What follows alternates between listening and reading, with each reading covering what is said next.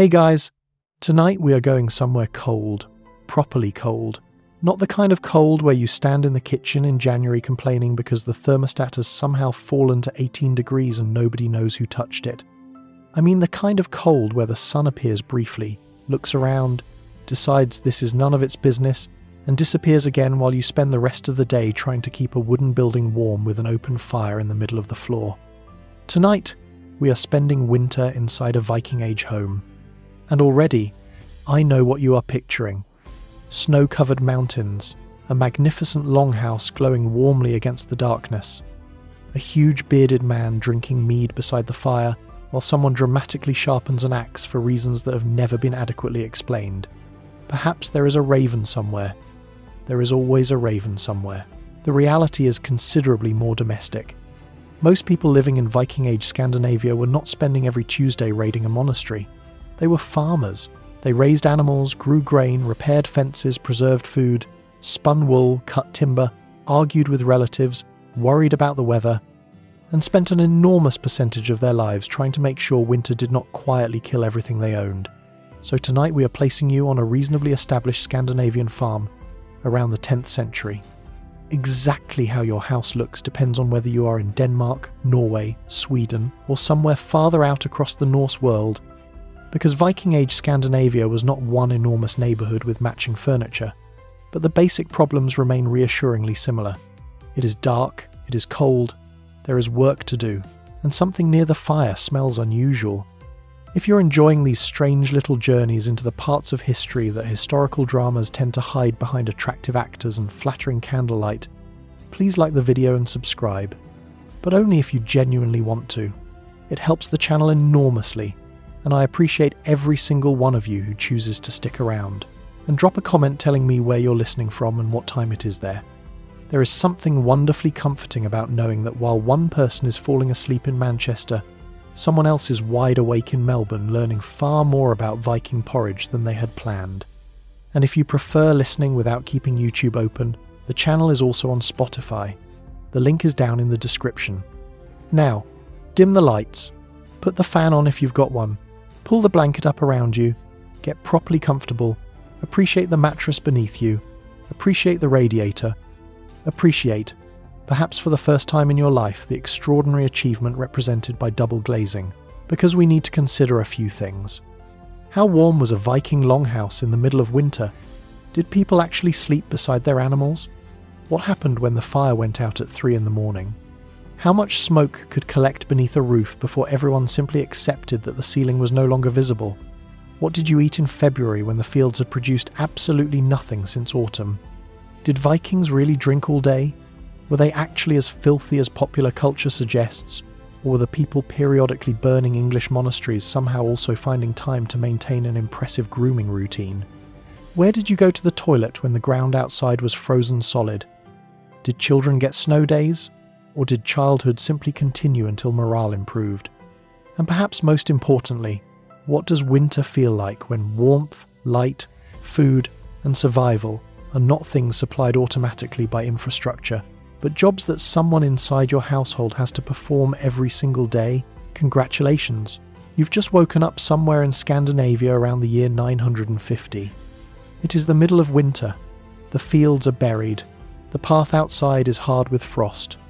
The sea or river nearby has gone dark beneath a low grey sky, and dawn is still some distance away. There is no alarm clock because there is absolutely no need for an additional object making your morning worse. Somewhere in the darkness an animal shifts. Someone beside you coughs. The central hearth has burned down to embers. You are not wearing a horned helmet. You have considerably more urgent problems. 1. Waking before the sun. Has any intention of helping? Let's begin with waking up. You open your eyes in darkness so complete that for a few seconds there is no meaningful difference between having them open and closed. Somewhere nearby, someone shifts beneath a woolen blanket. A child murmurs and settles again. From the far end of the building comes the slow movement of an animal adjusting its weight. Above you, smoke left from last night's fire hangs among the roof timbers, while the central hearth has collapsed into a faint red glow.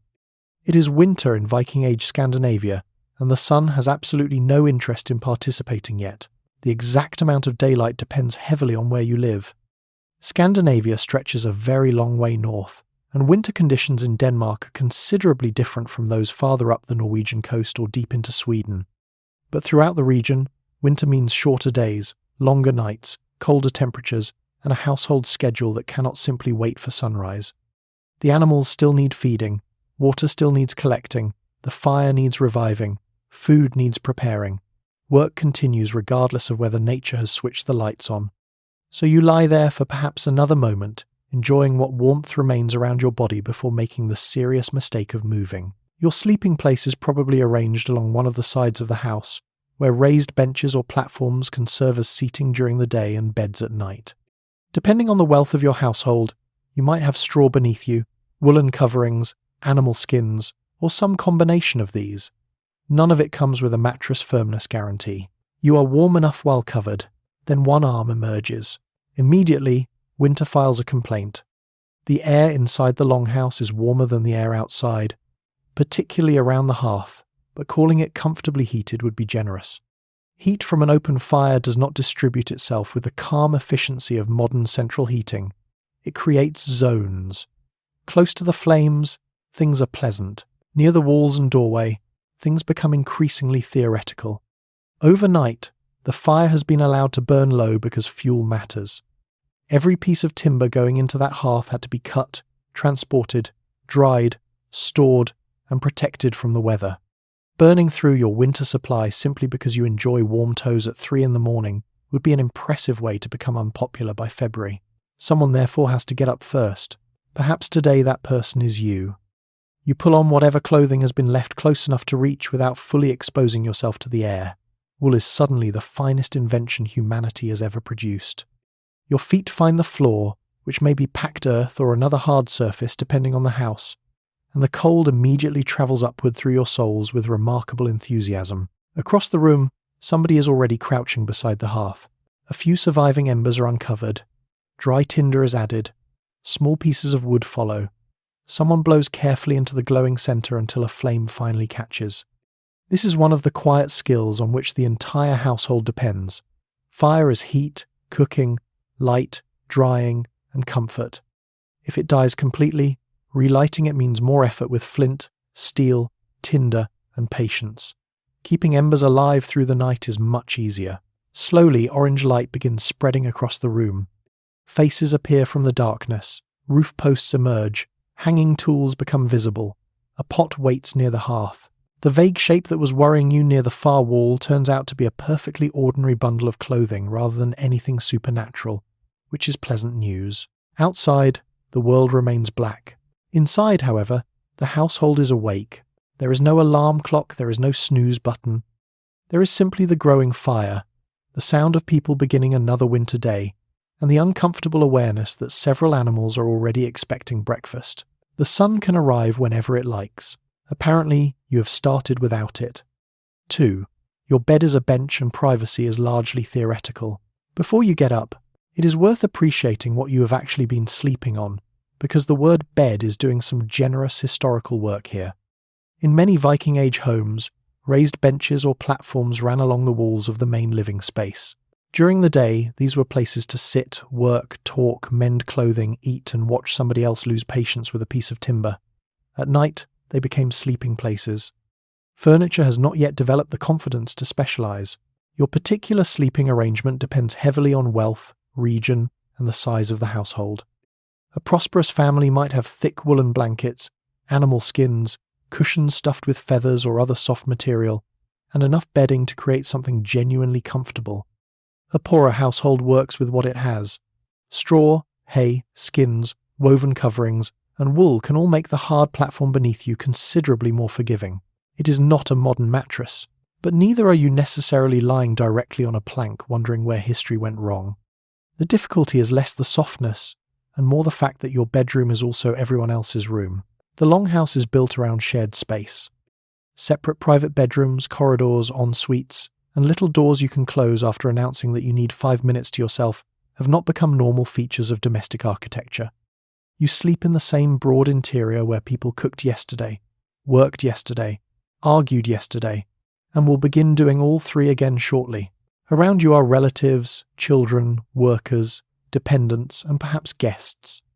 In a large or wealthy household, there may be partitions, curtained areas, enclosed bed spaces, or arrangements that provide some separation. But privacy in the modern sense remains limited. Everybody is simply there. Someone snores. Someone talks in their sleep. A child wakes because they are cold. Another person gets up during the night and attempts to move quietly across a dark room full of sleeping bodies, tools, benches, and objects that appear to have been positioned specifically to attack bare toes. And through all of this, you sleep. You become very good at it. People who share living spaces constantly learn to ignore one another in ways that modern families usually require several days in a holiday rental to achieve. Conversations happen around sleeping people. Clothing is changed with practical efficiency. Children are settled. Blankets are rearranged. Somebody coughs for several minutes and nobody asks whether they are all right, because they have been doing that since November. The household itself has rhythms, and your sleeping habits fit around them. The warmth also encourages closeness. A body produces heat, and several bodies sleeping within the same protected interior produce more of it. Heavy woolen blankets help trap that warmth, while skins can provide additional insulation. In the coldest weather, spreading everyone elegantly across the building would be an extremely inefficient commitment to personal space. You gather where the warmth is. This becomes particularly obvious when you look toward the hearth. The sleeping places nearest the useful heat are noticeably preferable to those near a doorway, where cold air enters every time somebody comes or goes. Status may influence who gets the better spaces. Age may influence it. Practical necessity may influence it. And somewhere in the household is probably one person who has simply occupied the warmest position for so many years that challenging the arrangement now would cause a family crisis. By morning, the air around your bedding contains the accumulated warmth of several people, smoke from the hearth, damp wool, leather, and everything else that has spent the night indoors. Your blanket smells familiar because nearly everything you own smells at least faintly of the same fire. You pull it closer for another moment. Outside that blanket is Viking Age Scandinavia in winter. Inside it is the closest thing you currently possess to a private apartment. Unfortunately, everybody else can see you in it. 3. The hearth is your entire domestic heating department. Now somebody needs to deal with the fire. The central hearth is not a decorative feature intended to make the longhouse feel rustic.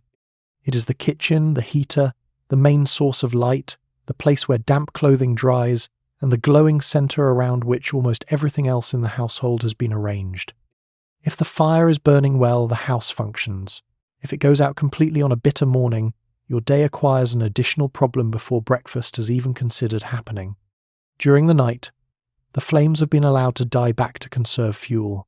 What remains beneath the grey ash is a scattering of red embers, faintly glowing in the darkness. Someone kneels beside them and begins the careful process of bringing the fire back. Perhaps that someone is you. You scrape aside the ash and search for the warmest coals. Dry tinder goes down first. Birch bark can be excellent if it is available. Fine wood shavings, dry grass, or other easily ignited material may help. Then come tiny pieces of wood, followed by slightly larger ones once the first flame begins to hold. You lean close and blow. Smoke immediately chooses your face. Of course it does. You shift sideways and try again. For a moment, nothing happens. Then one ember brightens, a curl of smoke appears, and a tiny flame catches beneath the kindling. You feed it carefully, because dumping a large piece of wood onto it now would be the historical equivalent of asking a toddler to carry a wardrobe. Slowly, the fire strengthens. Heat begins spreading across your hands. Orange light moves across the floor and climbs the wooden posts. People who had been maintaining a brave relationship with the cold begin drifting toward the hearth with suspicious casualness. Nobody wants to admit they were waiting for you to fix it. Everybody was waiting for you to fix it. Keeping this fire going requires more than knowing how to light one. Fuel has to last through the winter, and every log represents earlier labour. Trees were cut, branches trimmed, wood split, transported back to the farm, stacked, dried, and protected from rain. Depending on where in the Norse world you live, wood might be plentiful or precious. In areas where timber is scarcer, turf, peat, brushwood, or other fuels can supplement what the landscape provides. Nothing about warmth is automatic. You cannot become annoyed with the temperature and turn a dial slightly to the right. If the house feels cold, somebody gathers more fuel. If the fuel supply begins looking worryingly small, The solution is not to order another delivery from a cheerful man in a van. You either ration what remains or go outside and acquire more, assuming the weather and available resources allow it. This makes the hearth something closer to a household budget than a simple fire. Burn too much now and you may regret it later. Burn too little and everyone sits around wearing most of their wardrobe. The fire also has to cook your food. Pots may hang over it or stand near the heat. Flat stones, iron equipment, spits and cooking vessels turn the same flames warming your hands into the household kitchen. Water is heated here. Porridge thickens here. Meat cooks here. Damp mittens steam beside it. A broken wooden object may be examined near it because this is where you can actually see what you are doing. The entire day bends around this patch of flame. And yet the hearth is not especially efficient by modern standards. Much of its heat rises upward. Smoke gathers beneath the roof. Anyone sitting too close becomes unpleasantly hot on one side, while remaining strangely cold on the other. You rotate yourself occasionally like something being roasted. Still, when you step away from the hearth, its importance becomes obvious immediately. The edges of the longhouse are colder. Drafts creep through openings. The doorway admits a blade of winter every time somebody enters. The air near the walls feels different from the air around the fire. So everyone returns toward the centre. You warm your hands. A child edges closer. Someone puts another piece of wood onto the flames. The household begins waking properly around you. For the rest of the winter, this small controlled fire will need feeding every single day. It has no thermostat, no timer, and absolutely no concern for your convenience. Congratulations. You are the thermostat. 4. Smoke has become part of the interior decoration. The fire is alive again. This is excellent news for your hands, your breakfast, and your general chances of remaining functional. It is slightly less excellent news for your lungs. The central hearth burns openly inside the longhouse, and there is no chimney rising neatly above it carrying every unpleasant thing directly outdoors. Smoke climbs toward the roof instead, collecting high among the rafters before gradually finding its way through roof openings, vents, doors, and whatever gaps the building provides. When the system works well, most of it stays above your head. Most. You quickly learn that Viking Age ventilation is less a machine and more an agreement between architecture and weather. If the wind is behaving, the smoke rises and drifts away reasonably well. If the wind changes direction, the house can suddenly become considerably more atmospheric than anyone requested. A low grey layer gathers overhead. Your eyes begin to sting. Someone near the fire coughs. Another person shifts position without commenting because there is little point complaining about the air when the source of the problem is also the thing stopping you from freezing. So the fire continues. Smoke darkens the timbers above you over time. Soot works itself into roof material. Posts, tools, clothing, blankets, hair, and probably parts of your personality. Walk into a Viking household after several months of winter fires and the smell would immediately tell you where you are. Wood smoke, cooked food, damp wool, leather, human bodies, perhaps animals, possibly fish, almost certainly more smoke. You, however, barely notice. This is one of the useful things the human brain does. Constant smells become background. What would strike a visitor as an intense wall of domestic fragrance is simply home to you. Your clothes smell of the hearth because everything smells of the hearth. Your hair carries smoke. Your bedding carries smoke. If you leave the longhouse for an hour and return, you may briefly notice it again before your nose gives up and returns to other duties. The smoke also affects where people position themselves. Sit too low and too close to a badly drawing fire and you catch it directly in the face. Stand up beneath a thick smoke layer and you may discover that the upper half of the room has developed its own climate. Children learn where the cleaner air tends to be. Adults learn how open doors and roof vents affect the draft. And when somebody opens the main door, there is suddenly fresh air. Wonderful fresh air.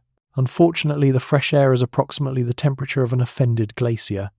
Everyone nearest the entrance receives a blast of winter and immediately develops strong opinions about how long the door needs to remain open. Close it. The smoke can stay. This sounds appalling by modern standards, and prolonged exposure to indoor smoke certainly was not good for anyone. Archaeological and historical evidence from pre-modern homes shows just how normal smoky interiors could be when open hearths supplied daily heat and cooking. Breathing irritation, coughing, and long-term respiratory problems would have been familiar realities in many households. But the alternative in winter is not a clean, heated room. The alternative is a cold one. That calculation changes everything. You can reduce smoke by managing the fire carefully. Dry wood burns better than damp wood. Proper airflow helps. A smaller, hotter fire can behave better than a pile of smoking fuel that refuses to burn cleanly. House construction matters too, and longhouses were not simply sealed wooden boxes. Builders understood that smoke needed somewhere to go. They just had to balance that against another important Viking Age principle. Do not let all the heat escape, so the house breathes carefully. A little smoke leaves, a little cold enters, everyone compromises. By now, breakfast is beginning to warm over the hearth, and a pot sends its own steam upward to join the haze. Firelight flickers through the interior. The roof above has disappeared into shadow and smoke. Someone moves past carrying a wooden bowl. Somebody else coughs once and continues with whatever they were doing. Nobody panics. Nobody opens every door and window. Nobody phones a ventilation engineer. You simply sit a little lower, turn your face away from the worst of it, and carry on. The ceiling is somewhere up there. You remember seeing it in summer. 5. The longhouse is warmest where everyone already wants to sit. As the fire grows, the geography of the house becomes obvious. There is the warm part, which is close to the hearth, and there is everything else. This distinction becomes important very quickly. A Viking Age longhouse is not heated evenly. The central fire throws warmth outward, but that warmth weakens with every step you take away from it.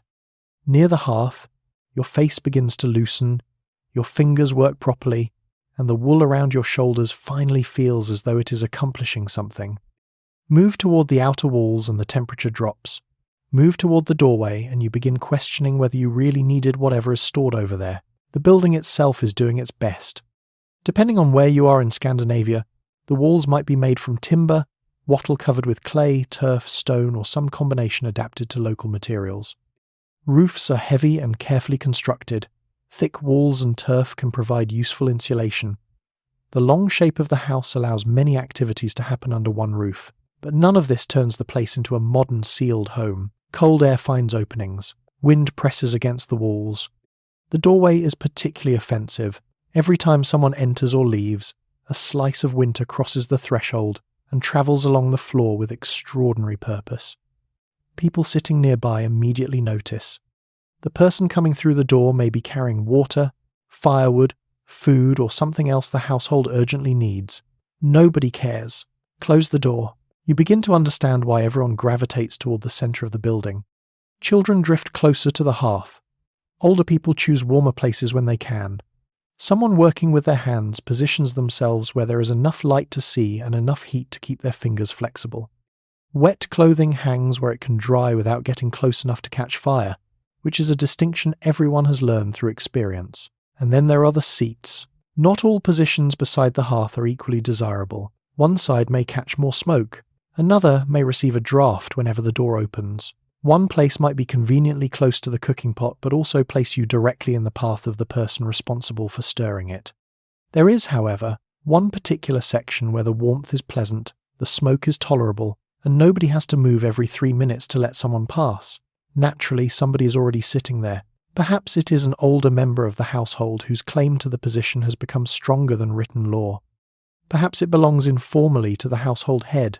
Perhaps nobody officially owns it, but the same person has occupied it every winter for 20 years, and everyone has quietly concluded that questioning the arrangement would create more trouble than simply being cold somewhere else. Human beings have been doing this around fireplaces for a very long time. Status matters inside the longhouse as much as it does outside it. Viking Age society is not egalitarian simply because everyone is sharing one roof. Wealthier or more important members of a household may receive better bedding, better clothing, better food, and more desirable positions within the domestic space. Children, servants, dependents, and enslaved people do not necessarily enjoy the same comfort or authority. The warmth may be communal. Access to the best of it can still be social. Even without formal rules, everybody learns the layout. You know where to stand while dressing. You know where damp footwear will dry. You know where smoke tends to gather. You know which section of the wall leaks cold when the wind comes from a certain direction. You know exactly how far you can stretch a hand toward the fire before someone tells you to move, and the house changes throughout the day. When the fire burns strongly for cooking, the center becomes almost too warm.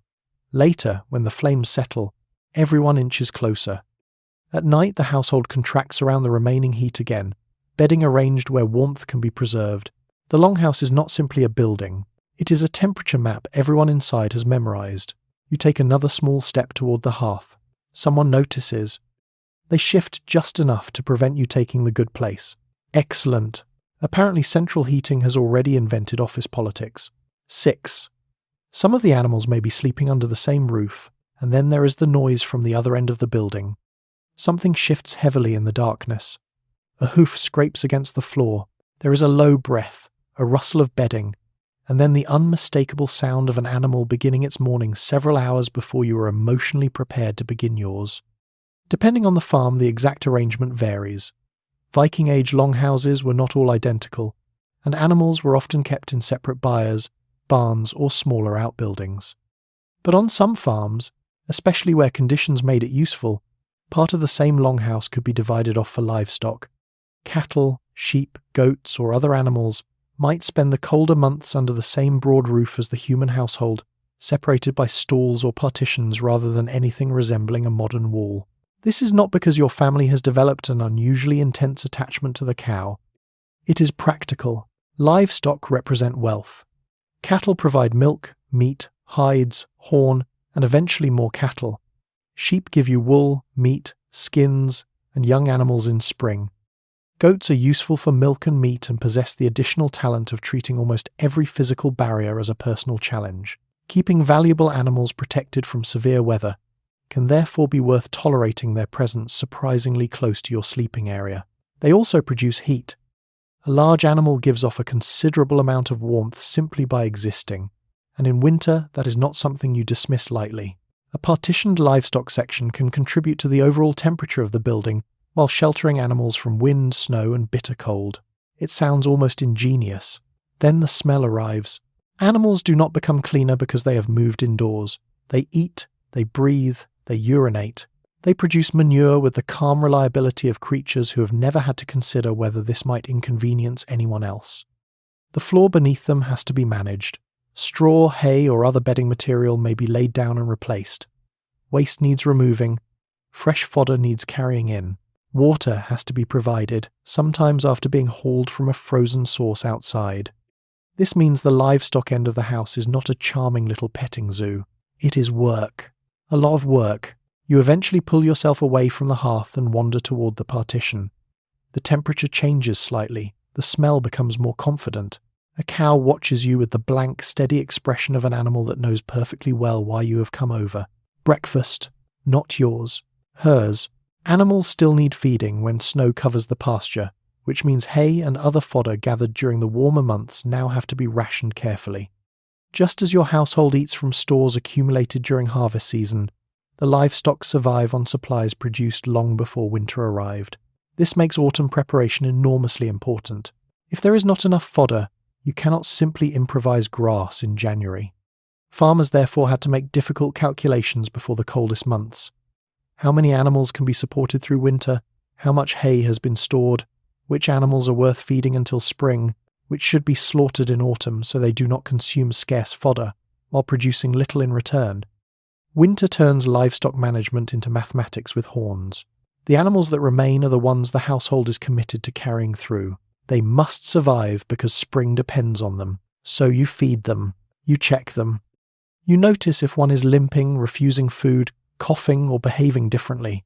There is no veterinarian arriving in a heated vehicle with diagnostic equipment. Experience matters. Observation matters. Knowledge passed through generations matters. And there is another consequence of keeping animals close. Noise. A cow does not respect bedtime. A sheep does not understand that you are nearly asleep. Something can kick against timber at precisely the moment the entire house has gone quiet, producing a sound loud enough to suggest that the building itself has developed an opinion. Eventually you stop reacting. The animals become part of the background rhythm of winter life, just like the fire, the smoke, and the wind outside. You hear them moving while you work. You smell them while you eat. You probably complain about them occasionally. And you protect them fiercely because they are part of the household economy that keeps everyone alive. The longhouse is therefore not merely your home. It is also, in certain arrangements, your barn. The rent is terrible. At least the cow contributes heating. 7. The floor is cold, uneven, and technically inside. You finally swing your feet down and meet the floor. This is the moment when whatever warmth remained inside your blankets ends rather abruptly. The surface beneath you may be packed earth, clay, gravel, timber in certain areas, or some combination shaped by local building traditions and the resources available to the household. What it is not is smooth, level, insulated, or especially interested in the comfort of your feet. The cold comes through immediately. You stand there for a moment in your leather footwear or whatever layers you have managed to pull on, feeling the chill rising from below, while the central hearth glows several steps away, with all the warmth and none of the accessibility. The floor has had a busy winter. People have crossed it carrying water, firewood, grain, tools, food, clothing, and occasionally quantities of snow attached to their boots. Ash from the hearth has escaped across it. Bits of straw have accumulated. Small scraps from cooking and craft work appear and disappear as the household cleans around its daily activities. If animals occupy part of the same building, their section has its own very specific relationship with the concept of flooring. This does not mean the longhouse is simply filthy. Households swept, scraped, cleared, repaired, and maintained their living spaces because they had to live in them. Archaeological remains show that Viking Age homes were carefully organised working environments, not chaotic piles of mud with a roof placed optimistically on top. But cleanliness is operating within a different system. You cannot vacuum the floor. You cannot mop it with scented disinfectant. You cannot stand at one end with a steam cleaner and spend Saturday afternoon becoming emotionally invested in the colour of the water coming out of it. You have brooms, brushes, scraping tools, hands and persistence, and the floor itself is expected to tolerate life. Near the hearth it may be dry and dusty. Near the doorway conditions change. Every person entering from outside brings some portion of winter inside with them. Snow melts, mud softens. Damp patches form. Cold air travels low across the surface before eventually surrendering to the warmth nearer the fire. This creates another reason to avoid spending unnecessary time near the entrance. You quickly learn where to walk. Certain patches are smoother because generations of feet have crossed them. Others are uneven. A stone catches your heel. A depression holds moisture. Somewhere a wooden object has been left precisely where no sensible person would leave it, except apparently someone in your household did, and now you have discovered it in the dark. There is no electric light to reveal hazards from across the room. Before sunrise, you navigate by memory, faint firelight, and optimism. You know roughly how many steps separate your sleeping place from the hearth. You know where the storage chest sits. You know where someone normally leaves the water vessel. You know which corner contains tools. And you know that the moment you become overconfident, the longhouse will remind you that furniture is harder than toes. The floor also tells you what is happening around the house. Heavy footsteps mean somebody is carrying something substantial. A scrape near the hearth means fuel is being moved. Quick, smaller steps probably belong to a child who has been given a task and has decided that running makes it more interesting. You hear life through the surface beneath you. By daylight, the interior will become easier to read. You will see the packed floor, the benches, the posts, the hanging equipment, the baskets and containers arranged around the walls. But before dawn, everything feels closer and more uncertain. The longhouse is a carefully built shelter against a hostile season, but it remains a farm building filled with work rather than a sealed domestic sanctuary. You live directly on the materials of the landscape. Earth beneath your feet, timber around you, smoke overhead. Winter waiting outside the door, and after several minutes standing on that freezing floor, you discover something remarkable. The hearth suddenly seems much farther away than it did from bed. 8. Going to the toilet requires, leaving the warm part of history. Sooner or later biology becomes involved. You have been awake long enough for the cold, the porridge, and perhaps a drink of water to begin producing consequences, which brings us to one of those practical questions historical dramas tend to avoid. Where exactly do you go to the toilet in a Viking Age household? The answer is not one neat system used everywhere. Archaeological evidence suggests that some Viking Age settlements had designated latrine pits or areas used for human waste, while arrangements varied considerably between farms, towns, regions, and levels of wealth. A substantial farm might have an outdoor privy or a particular place where people routinely went. At other sites, simple pits or less formal arrangements probably served the same purpose. What you do not have is a warm little room 15 steps from your bed, containing porcelain, running water, scented soap, and a door that locks. You have outside. Outside is currently dark. Outside is also winter. This is unfortunate. You pull on your cloak, make sure your footwear is properly fastened, and approach the door with the solemn expression of someone about to undertake a task. They have successfully completed thousands of times, but never before, in weather capable of freezing a bucket. The moment the door opens, cold air rushes into the longhouse. Everyone near it immediately becomes aware of your existence. You step through, the door closes behind you, and there it is, Viking Age Scandinavia. The snow may be crusted hard beneath your feet, or the ground may simply be frozen and slick depending on where you live and what sort of winter has arrived. Your breath hangs pale in front of you. The sky remains black or deep blue. Somewhere beyond the farm buildings, wind moves through bare branches or across open ground. You begin walking toward the household's usual toilet area. Not far, but suddenly far enough. The trouble with bodily functions is that they do not become less urgent, simply because the air is painfully cold. You cannot decide to postpone the whole matter until April. You reach whatever arrangement your farm uses, perhaps a simple pit, a screened spot, or a basic outdoor structure if the household is fortunate enough to have one. And now, clothing becomes a logistical problem. Winter clothing works because it covers you. To use the toilet, you must briefly interfere with that excellent system. This is where the experience becomes extremely educational. Modern people complain when the bathroom floor is cold. You are standing outdoors, possibly in snow. Your ancestors would like a word. Privacy is another matter. Farms can be busy places even before sunrise. Other people may be walking between buildings, collecting water, checking animals, fetching fuel, or discovering that they have come outside for exactly the same reason you have. People still value modesty. They simply operate within the architecture available to them. A fence, wall, outbuilding, screen, or distance from the main doorway can provide some separation. Darkness helps. So does the universal human agreement that certain moments are best treated as if nothing has been noticed. Waste disposal matters because a large household produces a surprising amount of it. In permanent settlements, repeatedly using designated pits or latrine areas keeps the immediate living space cleaner. In some archaeological sites, preserved deposits from latrines have actually become extraordinarily useful to modern researchers. This is perhaps not the legacy anyone using them had imagined. 1,000 years later, archaeologists can examine ancient waste for evidence of diet, parasites, seeds, animal remains, and other clues about daily life. You thought you were simply going to the toilet. Future scholars have turned it into a research program. When you are finally finished, there is still no paper roll waiting politely beside you. Cleaning practices are difficult to reconstruct uniformly, and would have varied with available natural materials and water doing work that modern manufactured products now handle for you. Then comes the best part. You hurry back toward the longhouse. The door opens. Warm, smoky air rolls over you. For once, the smell inside seems magnificent. You step across the threshold, close the door quickly, and move toward the fire while sensation gradually returns to everything winter just insulted. You have successfully gone to the toilet. It is barely morning, and somehow this already feels like an achievement. 9. Morning water begins with somebody going out to get it. Since you're already awake, let's discuss water. The household needs it constantly. You need water for drinking, cooking, washing, brewing, cleaning vessels, tending animals, and generally maintaining the ambitious project of remaining alive through winter. What you do not have is a tap.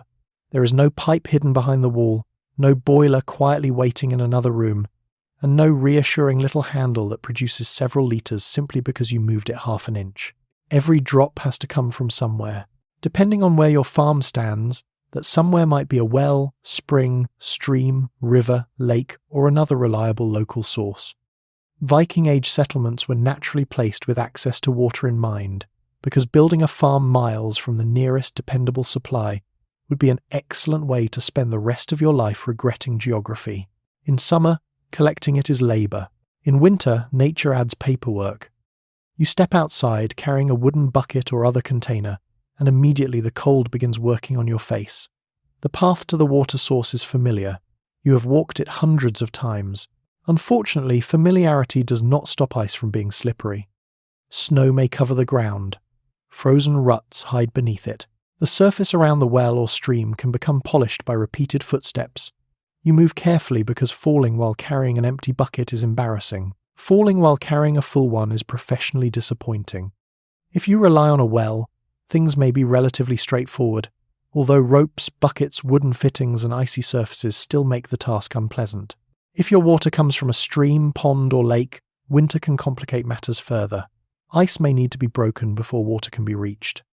You crouch down, you break through, your hands immediately begin questioning your life choices. Then comes the lifting. Water is heavy. A litre weighs roughly a kilogram, and nobody in the 10th century has arranged for the household's daily supply to arrive in lightweight bottles with convenient handles.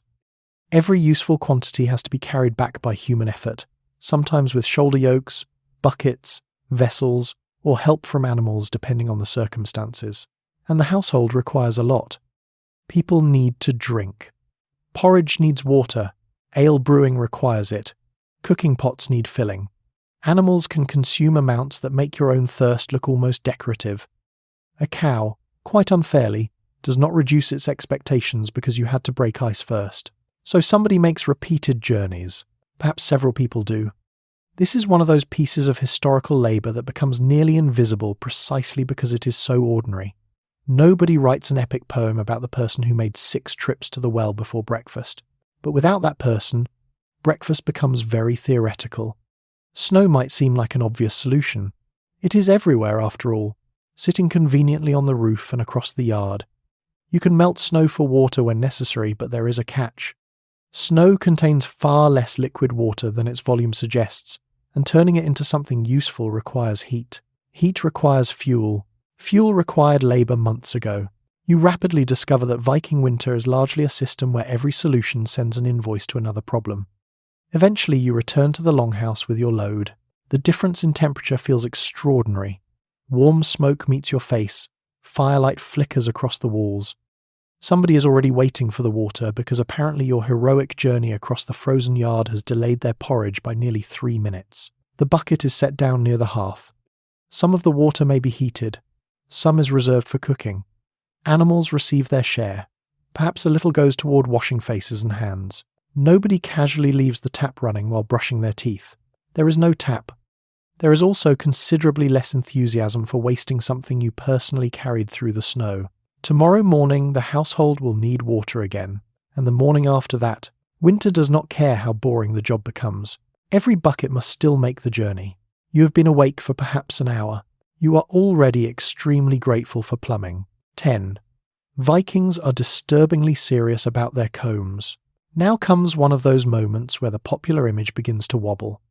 You have spent the morning surrounded by smoke, livestock, frozen water, and a floor that appears to be conducting winter directly into your feet, so you might reasonably assume personal grooming is somewhere near the bottom of the household's priorities. This is, after all, the Viking Age. Surely everyone simply wakes up, throws an animal skin over one shoulder, rubs some dirt into the beard for authenticity, and gets on with invading somewhere. Unfortunately for the stereotype, the archaeological evidence keeps producing combs. A remarkable number of combs. Combs made from antler and bone have been recovered from Viking Age settlements, graves, trading centres, and towns across the Norse world. Some are small and practical, others are carefully decorated, fitted into protective cases, and clearly regarded as possessions worth looking after. Alongside them, archaeologists have found tweezers, ear scoops, razors, and other personal care objects that suggest the inhabitants of Viking Age Scandinavia were paying considerably more attention to their appearance than popular culture has traditionally allowed. So before you begin the day's work, you sit somewhere near the fire and deal with your hair. This may take a while. Long hair was common, although styles varied across time, region, sex, status, and individual preference. Beards were common among men, but certainly not universal, and the image of every Viking man possessing a waist-length beard capable of sheltering a small bird is largely modern enthusiasm. Hair could be cut, arranged, braided, tied, or otherwise managed. And managing it begins with the comb. You draw the teeth carefully through your hair while the light from the hearth grows stronger. The comb might be made from several pieces of antler fitted together and secured with small rivets. Producing one required skill. Antler had to be cut, shaped, smoothed, and worked into fine teeth without snapping them. This was not a disposable object you received free with a hotel room. You look after it. You might even carry it with you. The practical reason becomes obvious after several strokes through your hair. Tangling is only part of the problem. Lice have enjoyed human civilization for considerably longer than humans have enjoyed civilization themselves. A crowded longhouse full of people sleeping close together, sharing benches, blankets, clothing spaces, and long winter evenings provides excellent opportunities for parasites to expand their social network. Fine-toothed combs can help remove lice and their eggs. This does not mean every person in the Viking Age was crawling with them. It does mean that parasites were a normal enough risk for grooming to have very practical benefits alongside appearance. You comb carefully. Someone beside you does the same. Perhaps a parent checks a child's hair. Perhaps another member of the household examines a beard, trims a stray section, or reaches for tweezers. Personal grooming can become part of the morning rhythm. Another ordinary task performed beside the fire before the day's heavier labour begins. Washing also matters. Access to hot water is limited by the work required to collect and heat it, but hands, faces and hair can still be cleaned. Later written sources describe Saturday as a washing day among Norse populations, although we should be careful about turning later descriptions into a universal schedule for every farm across the Viking world. Customs varied, as human customs inconveniently tend to do. What is clear is that appearance mattered. Clean hair, a maintained beard, decent clothing, jewellery and good presentation could all communicate status and self-respect. A prosperous person had reasons to look prosperous. A young person had reasons to look attractive. Someone attending a gathering had reasons not to arrive looking as though they had recently been pulled from beneath the livestock. The famous filthy Viking therefore becomes increasingly difficult to defend. You are still living in a smoky building. Your clothes still absorb the hearth. Modern shampoo remains approximately 1,000 years away. But your hair has been combed. Your beard, if you have one, has been attended to. And somewhere in a museum in the distant future, somebody will display your beautifully carved grooming equipment, while a visitor quietly discovers that you were taking better care of your hair than expected. History can be terribly inconvenient for branding. 11. Getting dressed means constructing a small fortress of wool. The grooming is finished. Now you need clothing, and suddenly every sheep you have ever complained about begins to look like an important member of the national infrastructure. Viking Age winter clothing depends heavily on wool, because wool does something extremely useful in Northern Europe. It keeps insulating even when slightly damp. It can be woven into durable cloth, and the raw material is produced every year by an animal that also provides meat and other useful products. The sheep, frankly, has arrived with an excellent resume. Exactly what you wear depends on where you live, how wealthy you are, whether you are male or female, and which part of the Viking Age we have dropped you into. Fashion changed then, just as it does now, although somewhat more slowly and with considerably fewer people announcing that beige is back. For many people, linen can form the lighter layer closest to the skin when the household can afford it. Linen comes from flax and requires substantial labour to produce, so a good linen garment represents far more work than its simple appearance suggests. Over that comes wool. If you are a man, you may pull on a woolen tunic, trousers or breeches, and additional leg coverings depending on local style. If you are a woman, you may wear a linen underdress beneath a woolen outer garment, with styles varying considerably across the Norse world. In some communities, paired brooches can fasten an apron-style dress, while elsewhere clothing arrangements look different. The important winter principle is wonderfully simple. Layers. One woolen garment is good, two are better. By the time you have finished, you are essentially constructing a small weatherproof argument around your body. You pull stockings, socks or leg wraps into place where appropriate. Long strips of woven wool can be wrapped around the lower legs, adding warmth and helping keep clothing secure. They take time to arrange properly because the 10th century has not yet discovered elastic and therefore expects you to participate personally in the continued location of your trousers. Then comes the belt. A belt is enormously useful because Viking Age clothing contains disappointingly few pockets. Knives, small pouches, tools, keys, and other useful objects can be carried from it. Once dressed, you may therefore jingle slightly when walking, which is simply the sound of having no kitchen drawer. Finally, there is the cloak. A heavy woolen cloak can be wrapped around your shoulders and fastened with a brooch or pin. In poor weather, it becomes one of your most important possessions. Wool traps warm air around the body, and several layers protect you far better than the single heroic animal skin popular culture likes to drape across every Viking who appears on television. Fur certainly existed and could be used, particularly in colder regions and among people with access to it, but you are not necessarily walking around dressed like an entire bear. Ordinary woven wool does most of the daily work, and producing all this clothing has required an astonishing amount of labour. Somebody raised the sheep, somebody collected and prepared the fleece, somebody spun fibres into yarn, often for hour after hour using a drop spindle. Somebody dyed some of that yarn if colour was desired and resources allowed. Then somebody wove the cloth, cut it, stitched it, repaired it, and continued repairing it every time life objected to the original stitching. Your tunic is not cheap clothing. Your tunic is stored labour. That is why garments are patched rather than casually discarded. Cloth can be reused.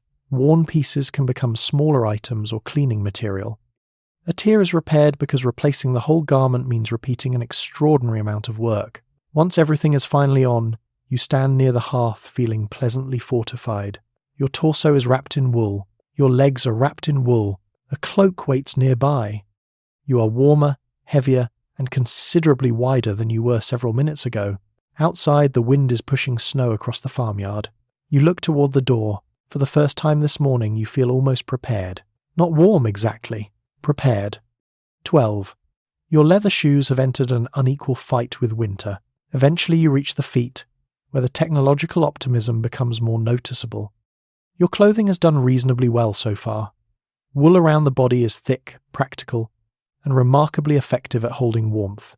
Then you look down at your shoes and discover that winter has found the weak point in the arrangement. Viking Age footwear was commonly made from leather, usually constructed from several pieces stitched together and shaped closely around the foot. Many examples belong to the broad family of turn shoes, made inside out and then turned after sewing so the seams sat more neatly inside. They could be flexible, comfortable, repairable, and perfectly sensible footwear for daily life. Then Scandinavia produces several inches of wet snow. The leather would like to renegotiate. Your shoes do not have thick rubber soles. There is no waterproof membrane hidden between layers. There is no insulated lining advertised as suitable for temperatures down to -20. Beneath your feet is leather, perhaps strengthened or repaired where wear demands it, and between that leather and the frozen ground is whatever combination of socks, cloth, wool, and determination you have arranged this morning. You therefore pay close attention to keeping your feet dry. Woolen socks are known from the Viking world, although surviving textiles are rare, and other forms of foot wrapping could add insulation. Strips of wool wrapped around the lower legs also protect against cold and help keep snow from finding its way inside your clothing. Because snow has an extraordinary talent for finding gaps. One badly placed step into a drift and suddenly there is cold moisture working its way around your ankle with the quiet confidence of something that knows you cannot fix this immediately. Wet feet in winter are not merely irritating. They can become dangerous. Once your footwear becomes soaked, maintaining warmth becomes increasingly difficult. Frostbite is not a term you know in its modern medical sense, but you certainly understand what severe cold can do. Numb fingers and toes are warnings familiar to anyone living in this climate. So you maintain the shoes. Leather can be greased or treated with fats to help resist moisture and keep it supple. Mud is removed, damage is repaired. Worn soles are dealt with because replacing footwear requires skilled labour and useful material. A good pair of shoes is not something you casually abandon because the stitching looks tired. Someone made these, possibly a specialist leather worker. The hide had to come from an animal, be processed, cut, shaped, pierced, and sewn into something that fits your feet. You intend to get your money's worth even though money may not have been involved. Then there is ice. The farmyard path that was merely unpleasant yesterday has frozen overnight into something polished enough to become personally offensive. You step outside and immediately discover that leather soles possess approximately the same enthusiasm for traction as dinner plates. Fortunately, Viking Age people understood this problem. Archaeologists have found iron spikes and traction devices designed to be strapped beneath footwear. Small iron points bite into ice and pack snow, giving you considerably better grip. Similar devices could also help horses negotiate frozen surfaces. You fasten them beneath your feet when conditions require it. Suddenly you possess medieval winter tires. This does not mean you can stroll carelessly across the yard. Uneven ground remains uneven. Snow still hides holes. Frozen ruts wait patiently beneath the surface, and one careless step can still send you sideways with enough dignity lost to entertain everyone nearby. You walk differently in winter. Your steps shorten. Your weight stays balanced. You test suspicious patches before trusting them. And because you have been doing this since childhood, much of it happens without thought. The landscape has taught you how to move through it. Eventually you reach firmer ground and look back toward the longhouse. Smoke drifts from the roof. Snow presses against the walls. Your leather shoes are already collecting moisture around the edges, and the day has barely begun. Tonight they will need drying, not too close to the fire, because excessive heat can harden and damage leather, so even your shoes require careful management. You tighten the fastening around one ankle and continue across the yard. The wool is doing brilliantly. The leather is trying. Winter remains unconvinced. 13. Breakfast is porridge. Because porridge has survived the winter, now it is time to eat. This is encouraging, because you have already revived the fire, crossed a frozen floor, gone outside for reasons nobody enjoys discussing, hauled water, dealt with your hair, wrapped yourself in several layers of wool, and discovered that your shoes are conducting a private war against the weather. It feels as though breakfast should reward you for this effort. Breakfast has porridge. Again, the exact contents depend on where you live, what your household produced during the previous growing season, and how successful that season actually was. Barley was one of the most important cereals across much of Viking Age Scandinavia. Oats, rye, and other grains also appeared depending on region and conditions. Grain could become bread, ale, or a warm cereal dish that has one enormous advantage during winter. It stores. That matters more than excitement. You cannot walk into the frozen field and politely request fresh vegetables. The earth outside has largely closed for business. What you eat now depends on what survived autumn and what the household had enough sense to preserve before winter arrived. So somebody takes stored grain, perhaps cracked or ground, combines it with water or milk, and places the pot over the hearth. Slowly, breakfast thickens. The smell spreads through the longhouse. It is warm, earthy, and reassuring. After the cold outside, even a plain bowl feels remarkably inviting. Your porridge does not necessarily have to be miserable. If the household has dairy available, milk, buttermilk, or another dairy product can improve it. Butter or fat adds valuable calories. Dried fruits, berries, nuts, or a little honey can make an ordinary bowl considerably more interesting when supplies and status permit. Honey is particularly welcome because refined sugar is not sitting in a convenient jar on the table. Sweetness is a luxury. A generous spoonful tells you either that the household is doing reasonably well or that somebody has decided this morning requires morale. You take your bowl near the hearth. There may be wooden spoons, bowls, and vessels in regular use, repaired and cared for because even something as simple as tableware requires somebody to make it. You eat while other people move around you. Children receive food. Workers eat before heading to their tasks.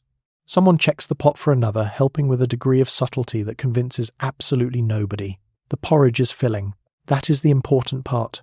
You are going to spend calories keeping warm before you have even done anything useful.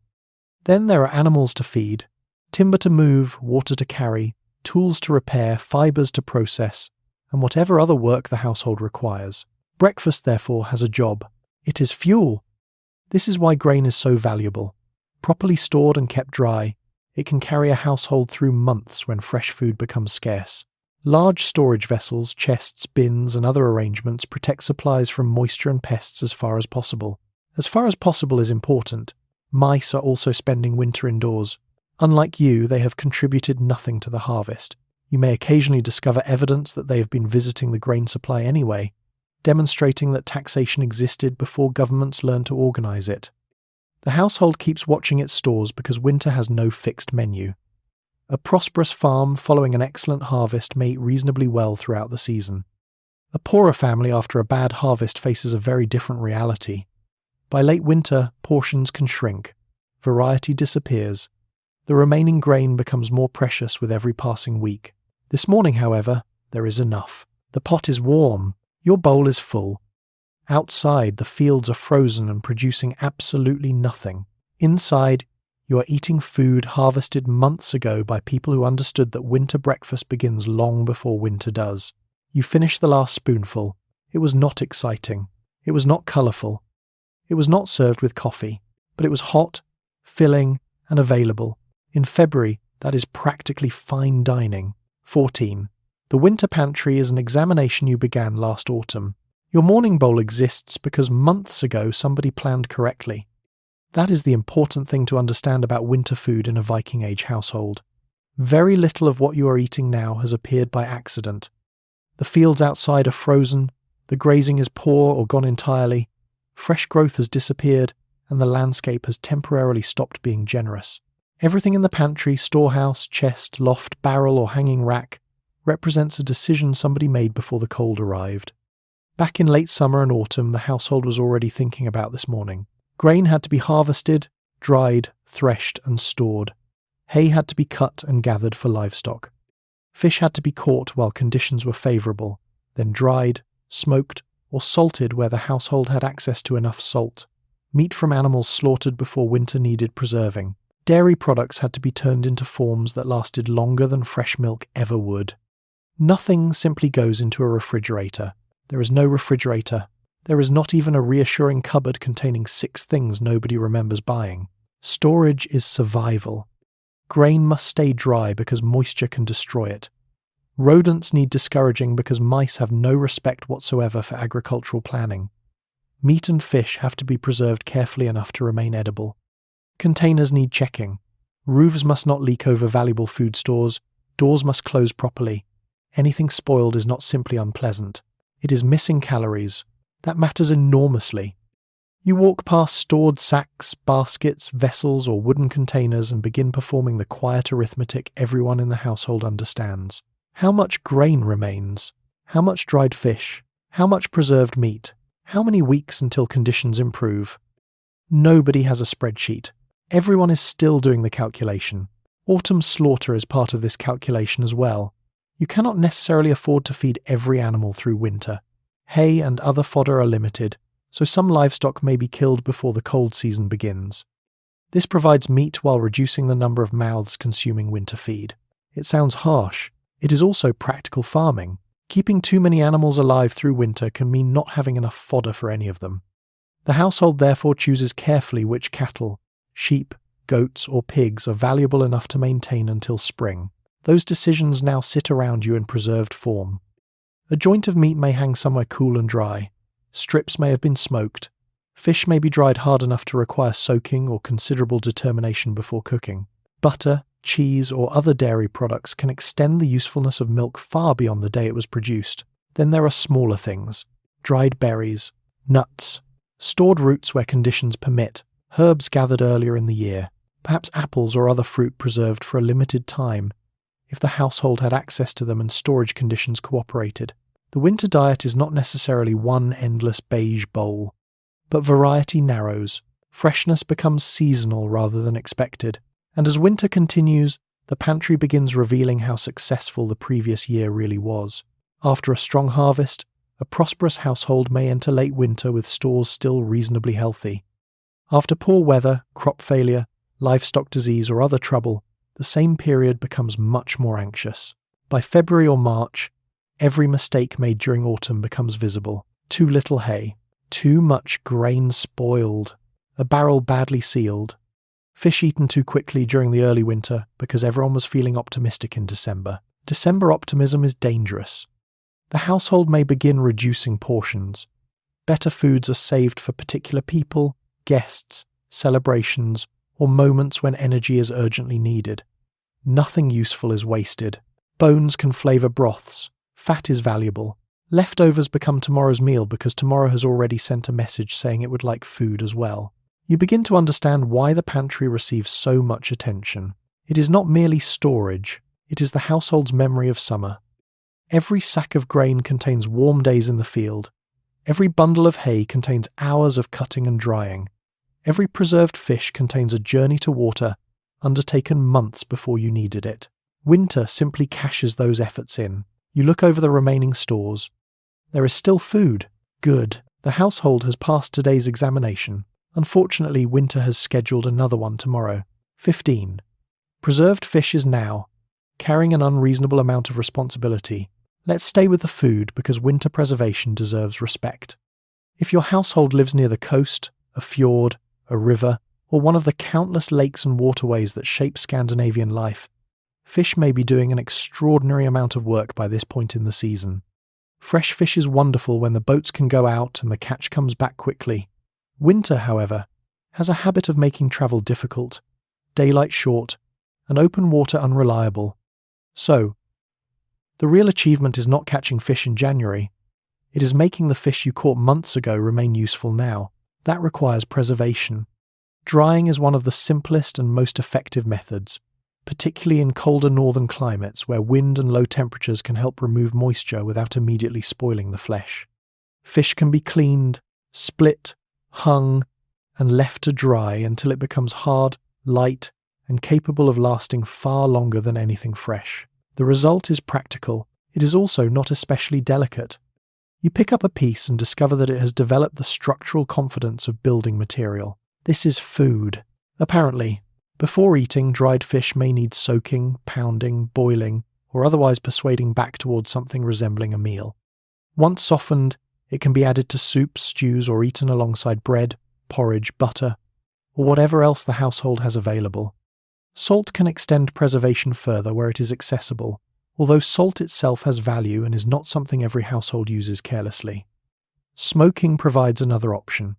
Fish hung where smoke can slowly cure it lasts longer and develops a flavour strong enough to remind you exactly what room it has been sitting in. Your entire house already smells faintly of smoke. The fish has simply committed more fully to the theme. Meat receives similar treatment.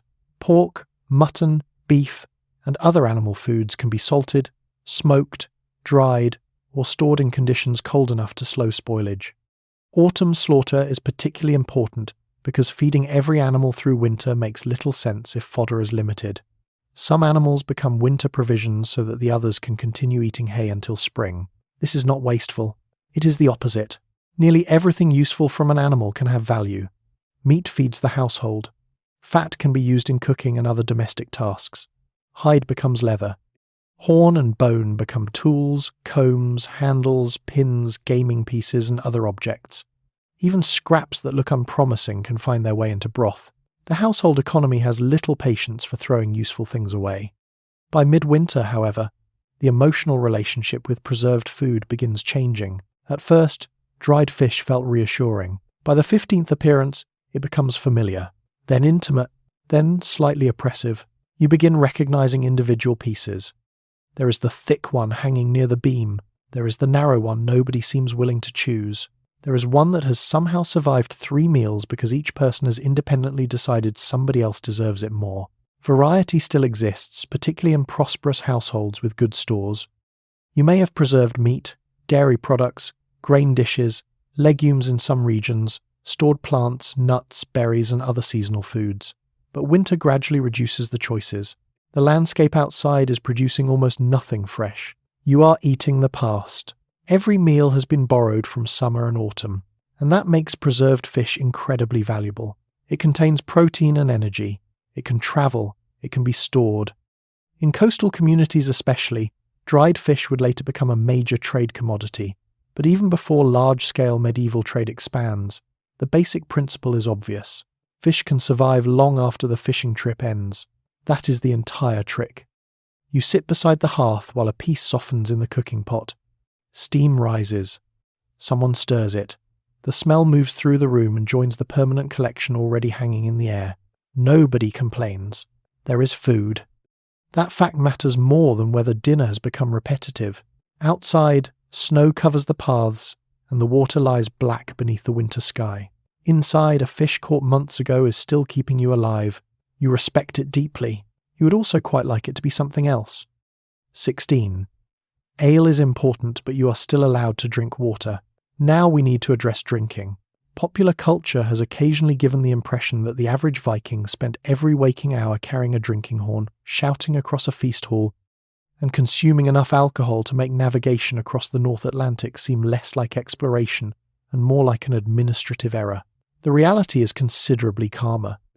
Ale was important in Viking Age life. It was consumed in ordinary households, offered to guests, served at feasts, and used during social and religious gatherings. Brewing was part of domestic production, and in many households it would have been one more task folded into the enormous amount of work already happening around the farm. But you are also perfectly capable of drinking water. This should not feel revolutionary. You have a well, spring, stream, or other local source precisely because the household needs fresh water every day. Water goes into porridge. Animals drink it. Food is prepared with it. People drink it too. Nobody has decided that every stream in Scandinavia is so dangerous that fermented alcohol is now the only path to hydration. That particular idea is one of those historical myths that sounds convincing mainly because it allows modern people to imagine the past as a very long pub lunch. Ale does, however, have advantages. Grain can be malted, crushed, mixed with hot water, and fermented into a drink that provides calories as well as liquid. The strength varies considerably depending on how it is produced, and everyday ale need not resemble the stronger modern beers you might be imagining. Some brewing could produce relatively modest drinks intended for ordinary consumption. Other batches might be stronger and reserved for feasts or special occasions. The process still requires work. Grain has to be available, water has to be carried, fuel heats it, vessels have to be cleaned and maintained. The mixture needs managing while fermentation takes place. Nothing about obtaining a mug of ale involves simply opening the refrigerator. And then there is mead. Mead occupies a much larger space in modern Viking imagery than it probably occupied in the daily diet of most ordinary people. Honey is valuable. Producing enough of it to ferment significant quantities of drink makes mead more costly than ordinary grain-based ale. So, if you are drinking mead regularly, you are probably doing reasonably well. At a feast, however, stronger drink becomes socially important. Hospitality matters deeply. Drinking vessels move around the gathering. Toasts are made, alliances are reinforced, stories are told. People remember previous grievances with unfortunate clarity. Alcohol therefore becomes part of politics. A feast is not merely dinner. It is where relationships are displayed. Who sits where matters. Who serves whom matters. Who receives the better food matters. Who speaks matters. And once enough ale has been consumed, who should have stopped speaking 10 minutes ago becomes increasingly obvious. For you, sitting inside the longhouse on an ordinary winter day, the situation is less dramatic. Perhaps there is ale available with the meal. Perhaps you drink water. Perhaps milk or a dairy drink appears depending on the household and season. Nobody raises a drinking horn every 40 seconds. Nobody is required to roar approvingly. The horn itself is only one possible vessel anyway. Wooden cups, bowls, ceramic vessels, and metal containers existed as well, depending on place and wealth. Your morning drink may arrive in something considerably less cinematic. This is disappointing only to future television producers. The important thing is that every drink has involved labour. Water was carried. Ale was brewed. Milk came from an animal that had to be fed through winter. Mead required honey somebody had to obtain. Even drinking is connected to the wider economy of the farm. You take another mouthful beside the fire. It is warm inside now. The wind moves against the walls. Someone nearby is already discussing the next job. You finish your drink and set the vessel down. There is no heroic toast. No drinking song. No horn raised toward Valhalla. It is breakfast. You are hydrated. History will survive the disappointment. 17. The animals need breakfast before they care about yours. Having warmed yourself and eaten, you now discover that breakfast was only the beginning of the morning. Across the farm, several animals have also been awake for some time, and unlike you, they are not interested in whether the fire took too long to revive or whether the porridge was particularly inspiring. They are hungry. They have been hungry since before dawn, and they possess the calm confidence of creatures who know perfectly well that somebody else is responsible for fixing this. So you head toward the byre, stable, pen, or partitioned section of the longhouse where the livestock are kept. Exactly which animals surround you depends on the farm. Cattle are enormously valuable. Sheep provide wool, meat, skins, and milk in some circumstances. Goats are hardy and useful. Pigs can convert a surprising variety of food into future pork. Horses are important for transport, status, and work. Chickens may contribute eggs when conditions allow them to remain cooperative. Every one of them requires attention. Winter changes the whole arrangement because pasture has stopped doing most of the feeding for you. During the warmer months, livestock can spend much more time grazing outside. Now grass may be buried, frozen, or simply unavailable, so the animals depend on stores gathered months earlier. Hay becomes one of the most important things on the farm. Back in summer, people cut grass, dried it carefully, turned it, gathered it, transported it, and stored it under cover.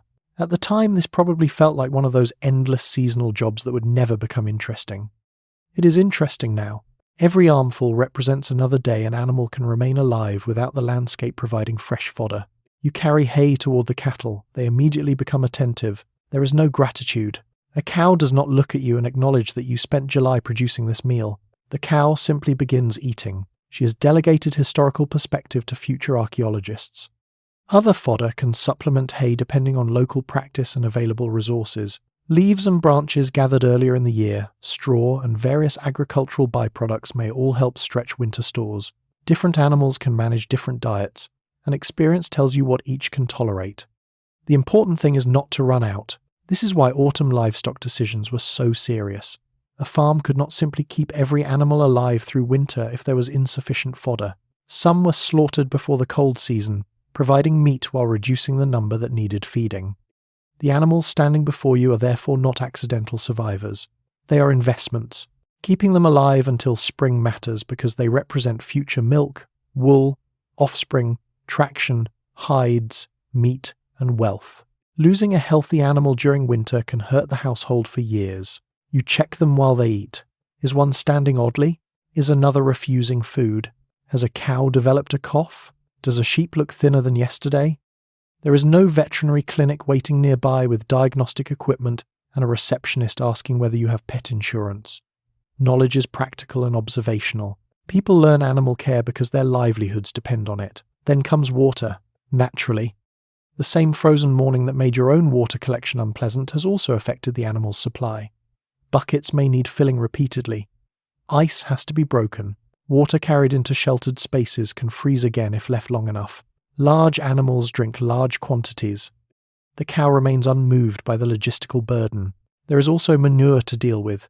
Bedding becomes wet and dirty. Stalls need cleaning. Fresh straw or other material may need spreading. The work is heavy, repetitive, and considerably less romantic than almost every modern depiction of Viking life. Nobody writes a saga about shoveling the byre. Someone still has to do it. By the time you finish, your shoulders are warm despite the cold. The animals are eating. Water has been provided. The bedding is better than it was. The household's living wealth has survived another morning. You look toward the longhouse, where smoke rises gently from the roof. You have already eaten breakfast. Now the livestock have too. Only one group appears remotely satisfied. It is not yours. 18. Firewood is the closest thing your household has to central banking. Once the animals are settled, your attention returns to the firewood, because warmth has been quietly spending money all morning. Every log that disappears into the hearth represents labour performed months earlier. Someone had to find the timber, cut it, trim it, split it, move it, stack it, dry it, and protect it from rain before winter arrived. The fire may look simple when you are sitting beside it with warm hands, but behind every pleasant flame is an alarming amount of work with an axe. This makes the woodpile one of the most important things on the farm. You look at it differently in January than you did in September. Back then, it was a large, reassuring stack beside an outbuilding. Now it has developed gaps. The neat rows have shortened. The pile that once appeared excessive suddenly seems to be shrinking every time you glance at it. Winter is not finished. That is the problem. You cannot simply keep feeding the hearth because everyone enjoys being warm. Fuel has to last, burn too much during a mild week, and you may regret it when colder weather arrives later. Burn too little, and the family spends the evening wrapped in enough wool to resemble a collection of upholstered furniture. The household therefore manages heat carefully. The fire is built up when cooking requires it. It may burn more strongly when people are working nearby, and warmth matters. At night it can be allowed to fall back toward embers, conserving fuel while preserving enough heat to make restarting easier the next morning. Nobody calls this an energy strategy. It is simply survival with accounting.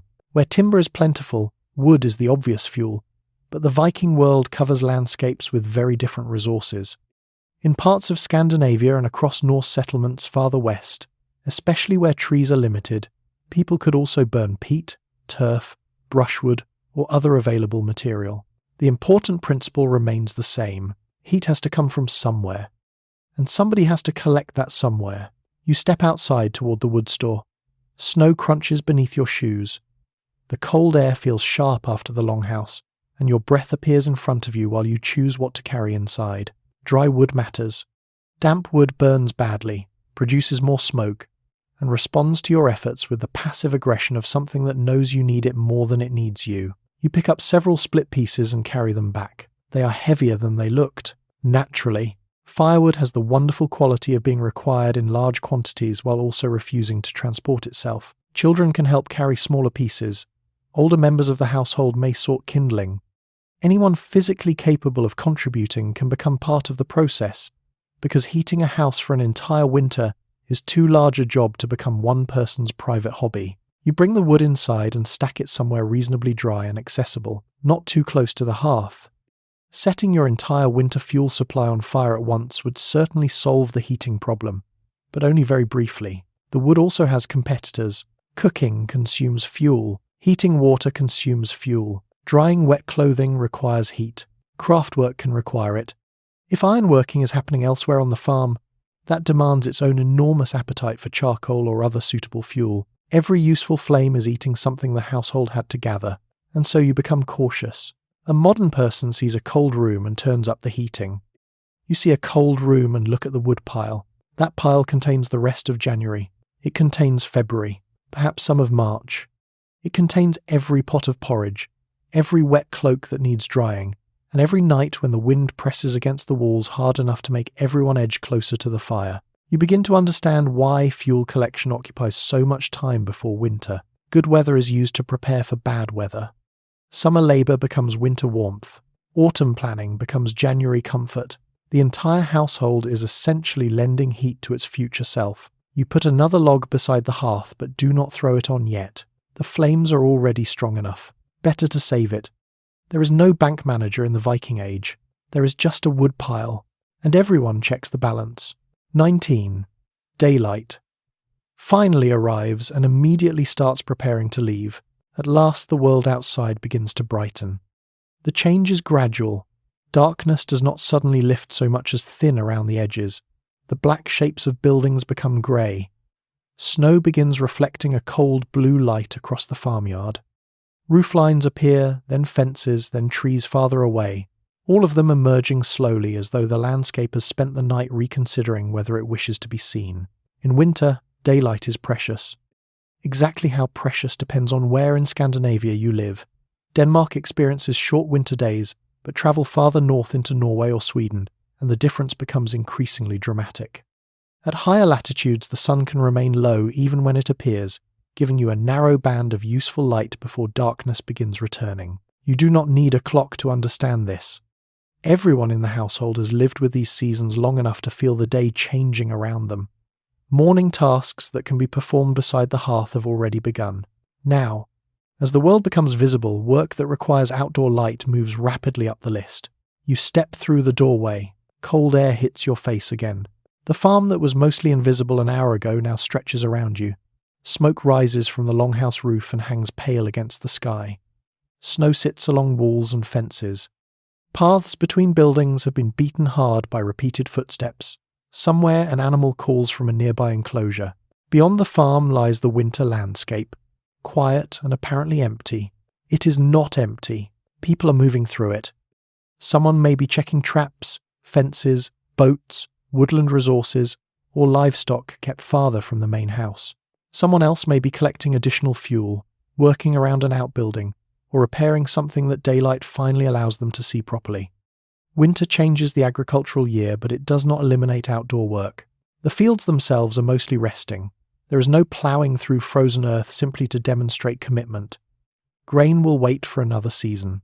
Instead, attention shifts toward maintenance, animals, woodland, fishing where conditions allow, repairs, transport, and the 1,000 smaller tasks required to keep a working farm functioning until spring. And because daylight is limited, you become efficient with it. A job you could postpone until 5 in the afternoon during summer cannot necessarily wait now because 5 in the afternoon may look very much like midnight. There is no outdoor electric light, no flood lamp over the yard, no phone torch held awkwardly between your teeth while you search for the tool you dropped. When darkness arrives, the useful world contracts toward firelight, lamps, and whatever can be done indoors. So the morning light matters. Snow helps when there is enough of it.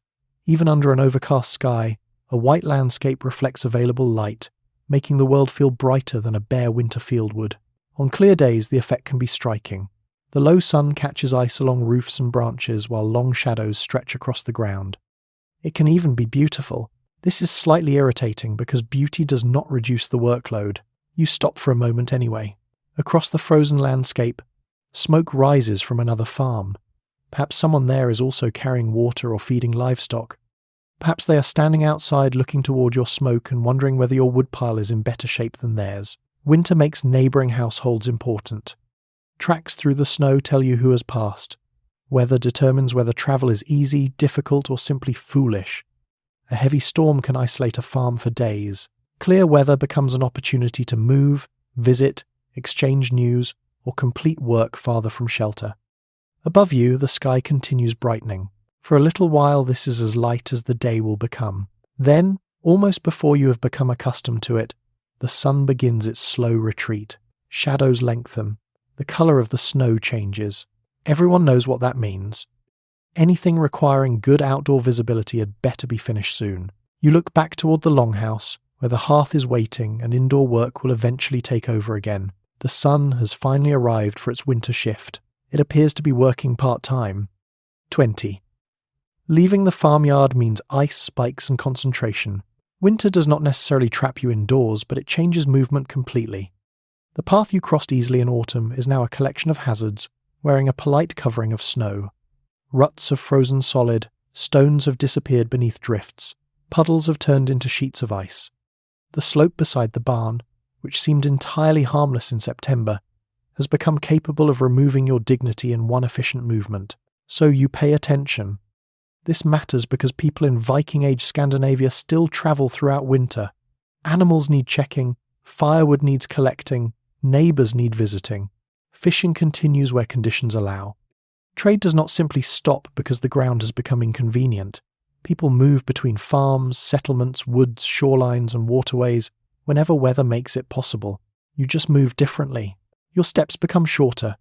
You place your feet carefully. You learn which patches of snow have firm ground beneath them and which are hiding ice. If the path is particularly slippery, you may use traction devices fitted beneath your footwear. Archaeologists have found iron spikes and crampon-like devices from the Viking Age designed to give people better grip on ice. Small iron points could be strapped beneath leather shoes, providing something your ordinary soles badly lack. Traction. This is an excellent development. Without them, your leather shoes meet ice and immediately become philosophical about gravity. You fasten the spikes carefully and test your footing. Much better. Not perfect. You are still walking across frozen ground in handmade footwear while carrying something heavy, so confidence should remain modest. Horses could face the same problem. Ice and hard-packed snow make movement dangerous for animals too, and traction devices are known from Viking Age contexts. A valuable horse slipping badly is not merely unfortunate. It can mean serious injury to the animal, damaged equipment, or a very long walk home for you. Winter therefore turns ordinary journeys into calculations. How far are you going? What is the weather doing? How much daylight remains? Is the snow deep? Has the river frozen safely? That last question deserves particular respect. Frozen waterways can become useful routes, offering flatter surfaces than rough ground, but ice is never something you trust merely because it looks convincing from a distance. Thickness varies. Currents weaken it. Snow can conceal dangerous patches. Experience matters enormously. You learn to read the landscape. People who grow up in northern winters recognize changes that a stranger might miss completely. The sound beneath your feet matters. The colour of the ice matters. The recent weather matters. Where water flows beneath the surface matters. A modern visitor might look at a frozen river and think picturesque. You look at it and begin conducting risk assessment. There are other ways to move over winter surfaces as well. Bone skates are known archaeologically from northern Europe, including Scandinavian contexts. These were made from the long bones of animals such as horses or cattle, shaped and fitted beneath the feet. They did not work exactly like modern metal-bladed skates. Movement could involve pushing along with a pole rather than carving elegant turns across the ice. So, sadly, You are probably not performing a 10th century figure skating routine. History has taken enough liberties already. Skis also have a much older history in northern Scandinavia, particularly among communities accustomed to deep snow, although their use varies considerably by region and cultural tradition. In the right landscape, sliding across snow is far more efficient than trying to stomp through it one exhausting step at a time. Whatever method you use, movement remains physical. There are no cleared pavements, no salted roads, no weather app telling you that surfaces may be slippery. You discover that information personally, sometimes with your entire body. You make your way beyond the farmyard, iron points biting into the frozen surface beneath your feet. Snow creaks under each step. The cold air catches at your cheeks. Somewhere behind you, smoke rises from the longhouse roof, marking the warm place you eventually intend to return to. You keep your eyes on the path. One careful step, then another. Winter travel is entirely possible. It just prefers your full attention. 21. When the fields close, the house becomes a workshop. By the middle of the day, the farm has settled into a different rhythm. In summer, much of your working life stretches outward into fields, meadows, shoreline, woodland, and pasture. Winter pulls a great deal of that activity back toward shelter. The fields are frozen, the growing season is over. There is nothing useful to be achieved by standing in the snow staring aggressively at a patch of barley that will not exist for several months. So the house begins functioning as a workshop. This does not mean agricultural work has stopped. Animals still need feeding, fences still need checking, and outdoor jobs continue whenever weather and daylight allow. But winter creates long periods when repairs, craft work, and preparation become more practical than work in the fields. You come back inside and immediately find something waiting to be fixed. Of course you do. A wooden handle has split. A basket is beginning to come apart. A rope has frayed. A piece of harness needs attention. A wooden bowl has developed a crack that is currently small and would like very much to become larger. Nothing in the household is disposable. That changes your relationship with possessions. If a spoon breaks, you do not open a drawer containing 11 identical replacements.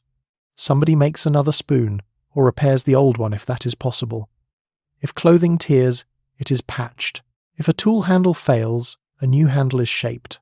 If a wooden container begins leaking, someone attempts to restore it before sacrificing all the labour invested in making it. Winter gives you time for this. You sit close enough to the hearth for your fingers to remain useful and begin working. Woodworking is everywhere in Viking Age life because wood is one of the most important materials available. Houses, furniture, bowls, spoons, chests, tools, ships, carts, sledges, handles, and countless smaller objects depend upon it. Producing them takes skill. A good craftsperson understands grain direction, moisture, strength, and which type of timber suits which job. An axe can perform remarkably fine work in experienced hands. Knives shape smaller details. Augers make holes. Other specialized tools appear depending on the household and the task. The finished objects may look simple to modern eyes. That simplicity is deceptive. Someone knew exactly what they were doing. Nearby, another person may be repairing a fishing net or twisting fibers into cord. Nets are expensive in labor because they require enormous lengths of prepared fiber and a great deal of patient knotting. A damaged section therefore gets repaired rather than ceremonially thrown into the sea because one small part failed. Rope receives similar respect. A strong rope is useful for boats, animals, loads, buildings, and almost every part of working life. Making it takes material and time, so frayed sections are watched carefully. Then there are tools for spring. This is one of the important things winter work accomplishes.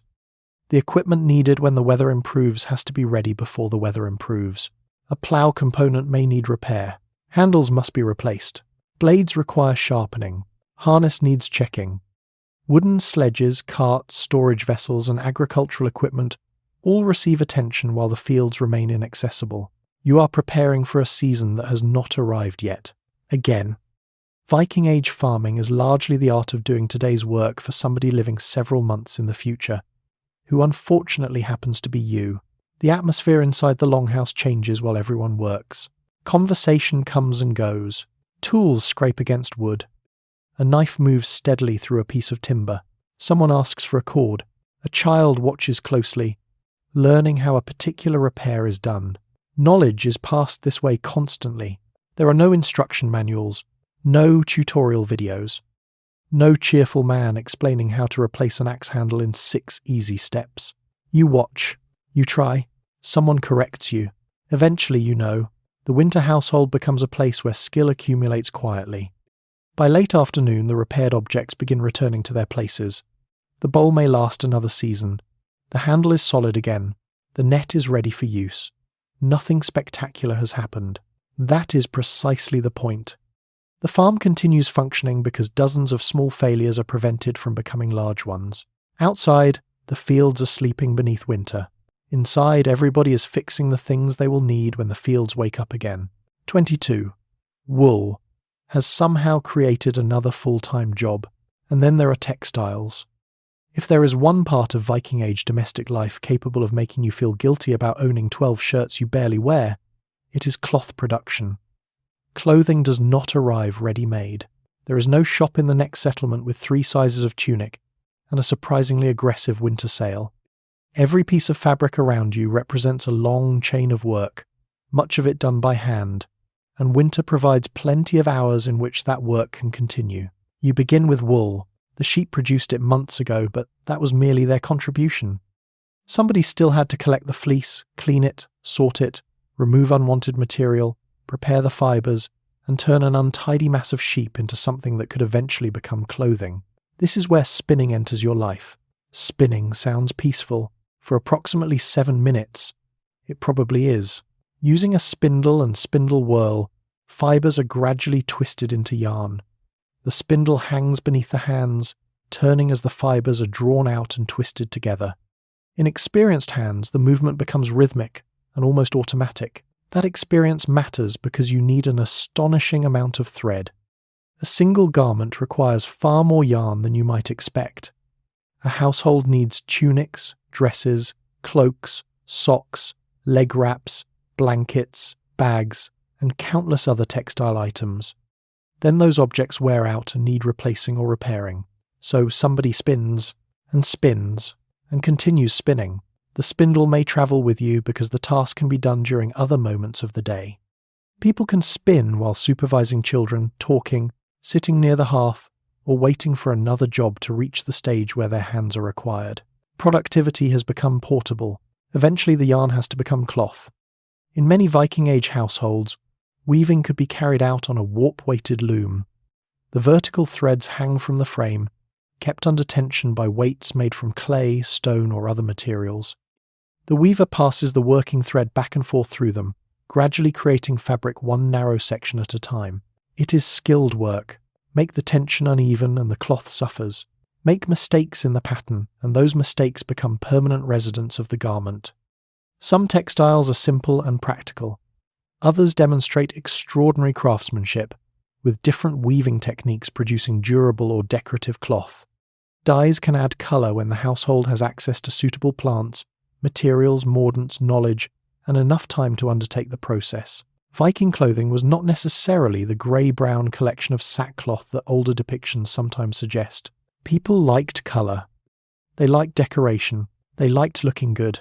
Apparently living in a smoky farmhouse surrounded by livestock does not remove the human desire to have the nicer tunic. Once the cloth is woven, the work still refuses to be finished. It must be cut carefully because fabric is valuable. Waste is avoided wherever possible.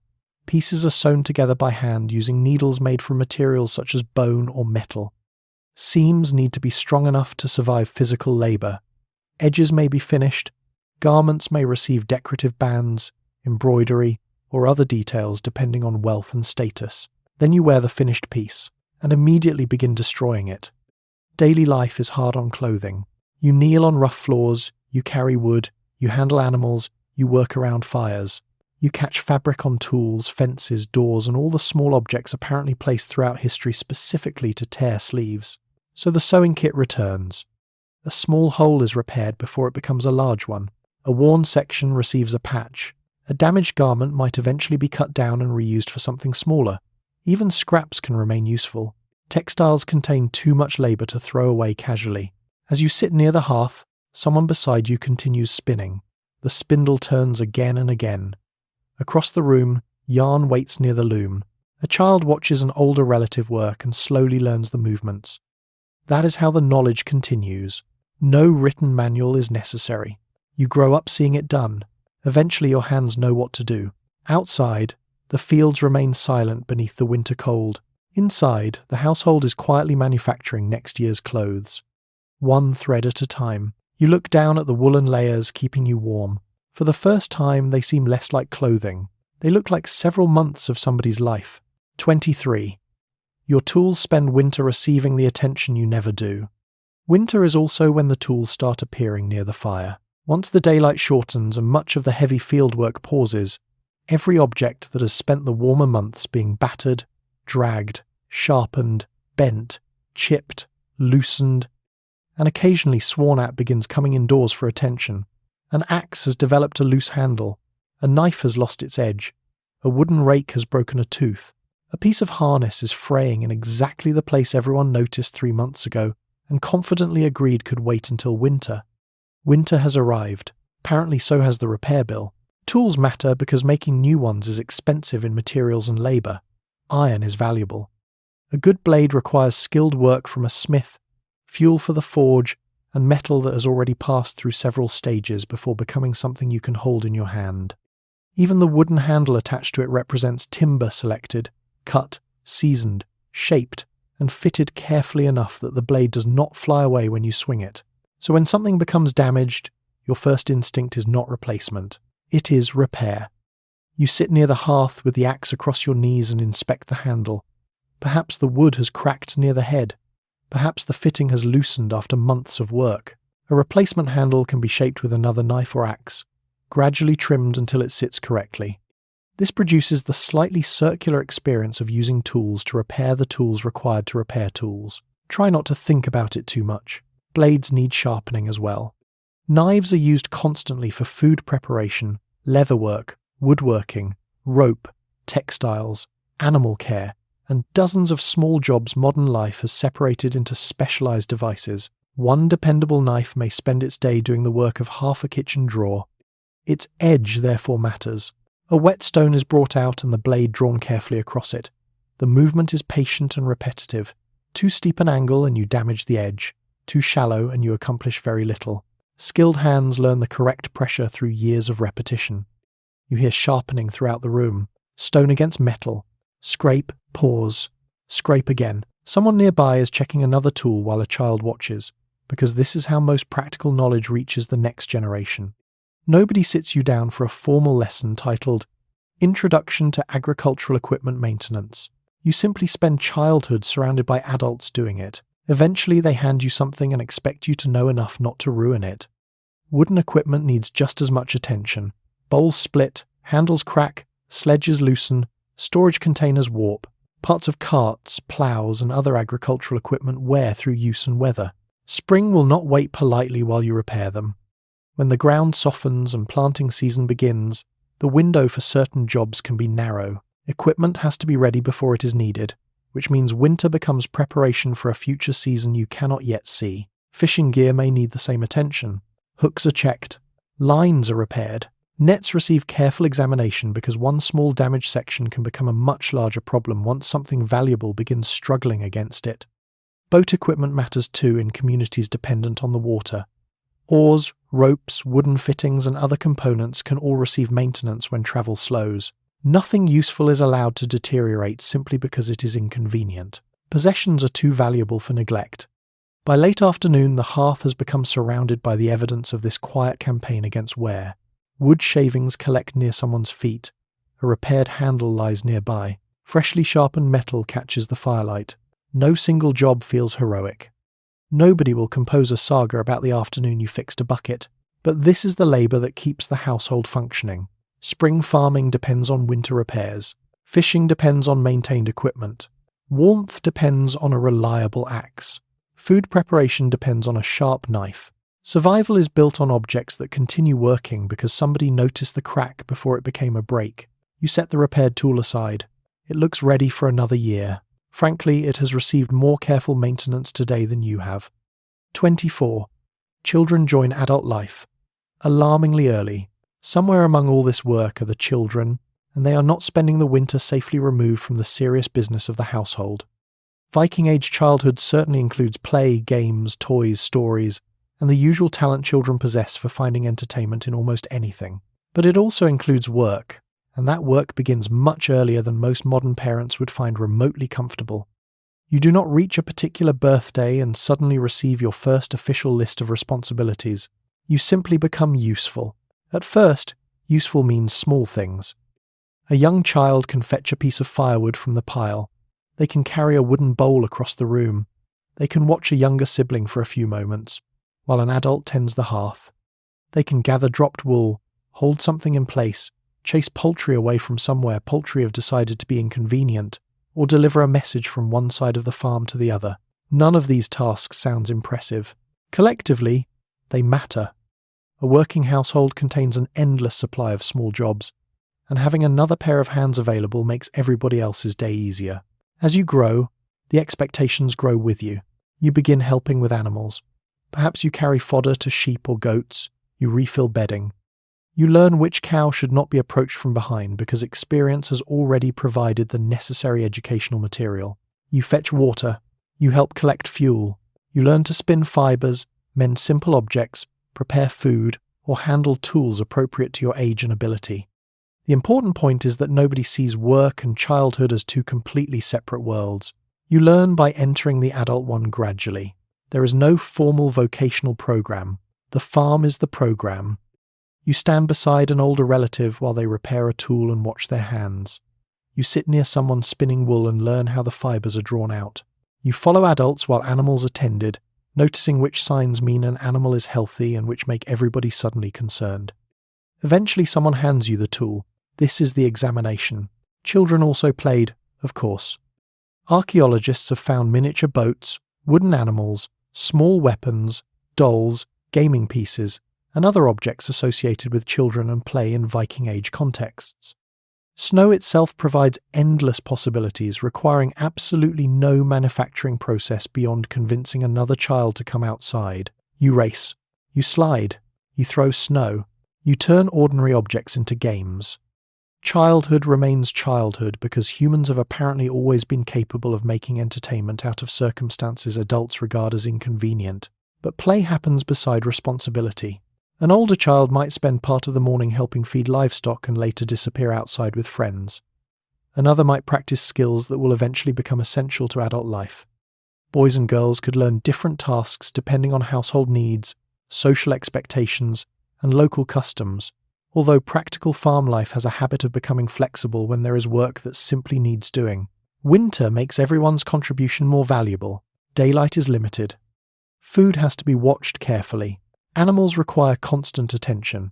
Fuel must be carried. Someone has to keep an eye on younger children while everybody else works. You may be only 8 or 9, but the goat still needs feeding. The goat has shown no interest in your developmental stage. Life can also become serious quickly. Viking Age childhood carried risks. Modern medicine has dramatically reduced. Illness, accidents, infections, and poor harvests could affect children severely. Many did not survive to adulthood. Those who did grew up in households where practical competence was not merely admired, it was protection. Knowing how to light a fire matters when the weather is dangerous. Knowing how to care for an animal matters when that animal feeds your family. Knowing how to repair clothing matters when replacement fabric requires weeks of labour. Skills are not hobbies, they are insurance. By the hearth, an older child carefully copies the movements of an adult working with wool. Nearby, a smaller one has been sent to bring several pieces of kindling and returns, carrying approximately 3 times the amount requested, because enthusiasm has briefly exceeded instructions. Nobody congratulates them for contributing. Contribution is normal. You are loved, protected, corrected, entertained, occasionally ignored, and steadily taught how the household works. One day you will be expected to keep it working yourself. For now, though, somebody has handed you a bucket. Congratulations. Your career has begun. 25. Not everyone around the hearth has the same freedom. At this point, we need to look more carefully at who is actually inside the house. Because a Viking Age household is not necessarily one cheerful extended family gathered around the fire on equal terms. There may be parents, children, grandparents, relatives, hired workers, dependents, guests, fostered children, and in wealthier households, enslaved people. They can all share the same roof, breathe the same smoke, and wake to the same winter cold while living very different lives. Viking Age Scandinavia was a hierarchical society. At the top of a household might be a prosperous farmer or landowner controlling property, livestock, stored food, tools, and the labour needed to keep everything functioning. Free members of the family have rights, obligations, and social standing that depend on wealth, kinship, sex, age, and local custom. Below that world existed slavery. Old Norse sources use the term thrall for an enslaved person, and archaeology, law codes, written accounts, and evidence from Viking trade networks all make clear that slavery was a significant part of Norse society. This is one of the less romantic parts of the Viking Age. Raiding was not only about silver, jewellery, and dramatic objects suitable for museum displays. People were taken captive as well. Men, women, and children could be seized during raids and carried away from their homes. Some were sold through trading networks stretching across northern and eastern Europe. Others were brought back to Scandinavian farms and households. A person standing beside you at the hearth may therefore have been born hundreds of miles away. They may not have chosen to be here at all. Their legal position is fundamentally different from yours if you are free. A thrall could be bought, sold, transferred, inherited, or freed under certain circumstances. Exactly how enslaved people were treated varied from household to household, just as human cruelty and human decency have always varied, but the underlying fact remains unchanged. They were property under the law. That shapes every part of daily life. An enslaved worker might perform agricultural labour, tend animals, grind grain, prepare food, carry water, process textiles, collect fuel, clean, or undertake whatever physical work the household required. On a large farm, that could mean long days of repetitive labour with little control over where you lived or what happened to the products of your work. Winter does not reduce those expectations. The fire still needs fuel. The livestock still need feeding. Water still has to be carried. The byre still has to be cleaned. And the person given the coldest, dirtiest, least desirable task is not necessarily selected by an impartial rota pinned politely beside the door. Status decides a great deal. Even sleeping arrangements and food can reflect hierarchy. The most important people in the household may receive better places near the warmth, better bedding, better clothing, and greater access to high-status foods. Others sleep farther from the best heat, eat simpler meals, or wait until higher-ranking household members have been served. Everyone experiences the same winter. Not everyone experiences the same winter equally. This matters because it changes how you see the longhouse. A moment ago, it seemed like a cooperative system where everybody contributed because survival required teamwork. That is still true. But cooperation does not automatically mean equality. One person feeds the animals because they own them. Another feeds the same animals because somebody owns them. The physical movement may look identical. The freedom behind it is not. There were roots out of slavery. Enslaved people could sometimes be freed, and freed people occupied their own complicated social position.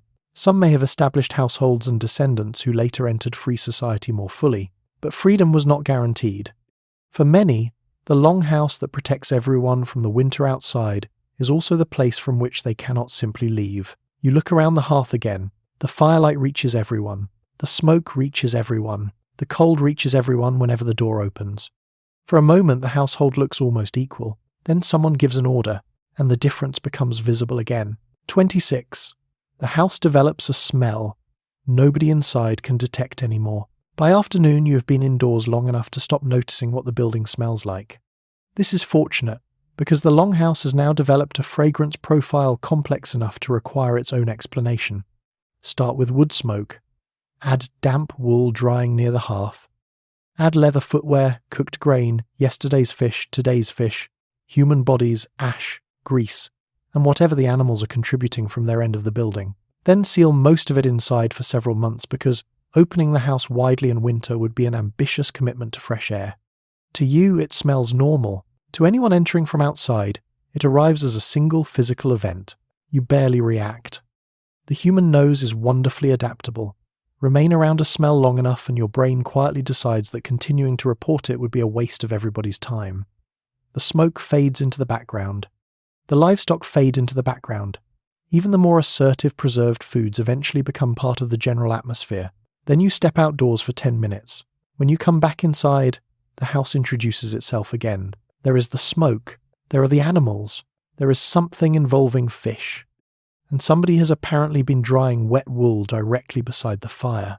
For perhaps 30 seconds, you understand exactly what a visitor experiences. Then your senses surrender again. Some smells come directly from the heating system.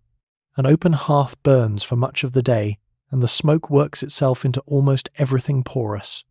Roof timbers darken. Woolen clothing absorbs it. Blankets absorb it. Hair absorbs it. Leather absorbs it.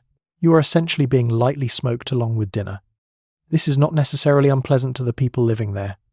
Wood smoke can smell comforting, especially when it represents warmth during freezing weather. But prolonged exposure has consequences. Eyes can sting. People cough. Poorly ventilated smoke is hard on the lungs, particularly for anyone spending much of the day near the hearth. Cooking adds another layer. Porridge leaves a warm cereal smell. Meat roasting or simmering contributes fat and smoke. Fish is considerably less shy. Dairy products, ale brewing, herbs, and whatever is currently sitting in the pot all take their turn. Nothing stays isolated in a separate kitchen. The kitchen is the room. So is the bedroom. So is the workshop. If animals share part of the structure, the stable is also the room. This is efficient architecture. It is not subtle architecture. Winter clothing contributes moisture. You come indoors covered in snow, brush off what you can, and hang wet layers near the heat. Leather shoes need drying carefully. Wool releases steam as it warms. Several people doing this at once turn the area around the hearth into something between a laundry room and a weather system. Then there are the bodies. People wash, groom, and care about their appearance, as we have already seen. But this is still a household without running hot water, showers, deodorant, washing machines, or wardrobes full of freshly laundered clothing. Outer garments are worn repeatedly. Blankets are used constantly. Everyone works physically. The result is not that people walk around horrified by each other's smell. They share the same standards. That is the important part. Cleanliness is relative to the world you live in. You may notice whether somebody's hair is groomed, whether clothing is cared for, whether hands and faces are washed, or whether a person has neglected themselves by local expectations. You are not standing beside them thinking that their jacket has been through 4 months of Viking winter. So has yours. By late afternoon, the longhouse feels warm and familiar. The fire cracks softly. Damp clothing hangs nearby. Food is being prepared again. Somewhere behind you, an animal shifts. The smell wraps around everything. You do not notice it. Until someone opens the door. Fresh winter air rushes inside. For one beautiful second, the house smells extraordinary. Then somebody closes the door because it is freezing, and everybody returns happily to the fish. 27. Combs and lice begin. Their endless private war. The Viking enthusiasm for combs has another practical dimension. They are not only trying to look presentable, they are trying to remove things that are alive. Lice are one of the great recurring inconveniences of pre-modern life. They thrive wherever human beings live closely together, share bedding, wear the same clothes repeatedly, and spend long stretches of cold weather indoors. A Viking Age longhouse provides almost everything a louse could reasonably ask for. Warm bodies, wool, blankets, crowded sleeping arrangements, limited opportunities for thoroughly washing large quantities of clothing in the middle of winter. From the parasite's perspective, this is an excellent property. From yours, slightly less so. Fine-toothed combs become useful because they can pull through the hair and physically remove lice and their eggs. Archaeologists have recovered huge numbers of combs from Viking Age sites, often made from antler or bone and sometimes protected inside matching cases. A good comb is valuable enough to carry with you. You sit close to the hearth where the light is strongest and begin drawing it through your hair slowly. The first few strokes are ordinary. Then you inspect the teeth. There it is. You have found a tenant. Nobody screams. Nobody declares the house contaminated.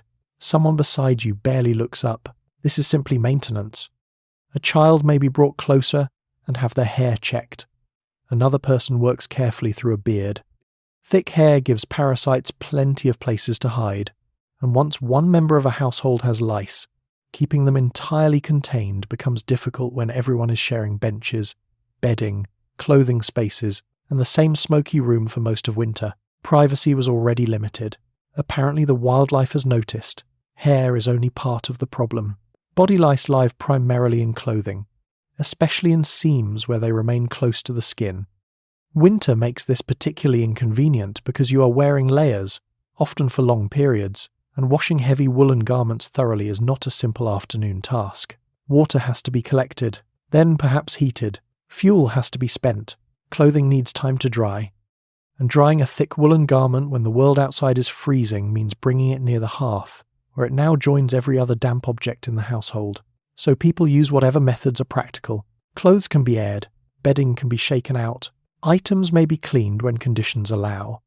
Seams can be inspected. Combs continue their endless work.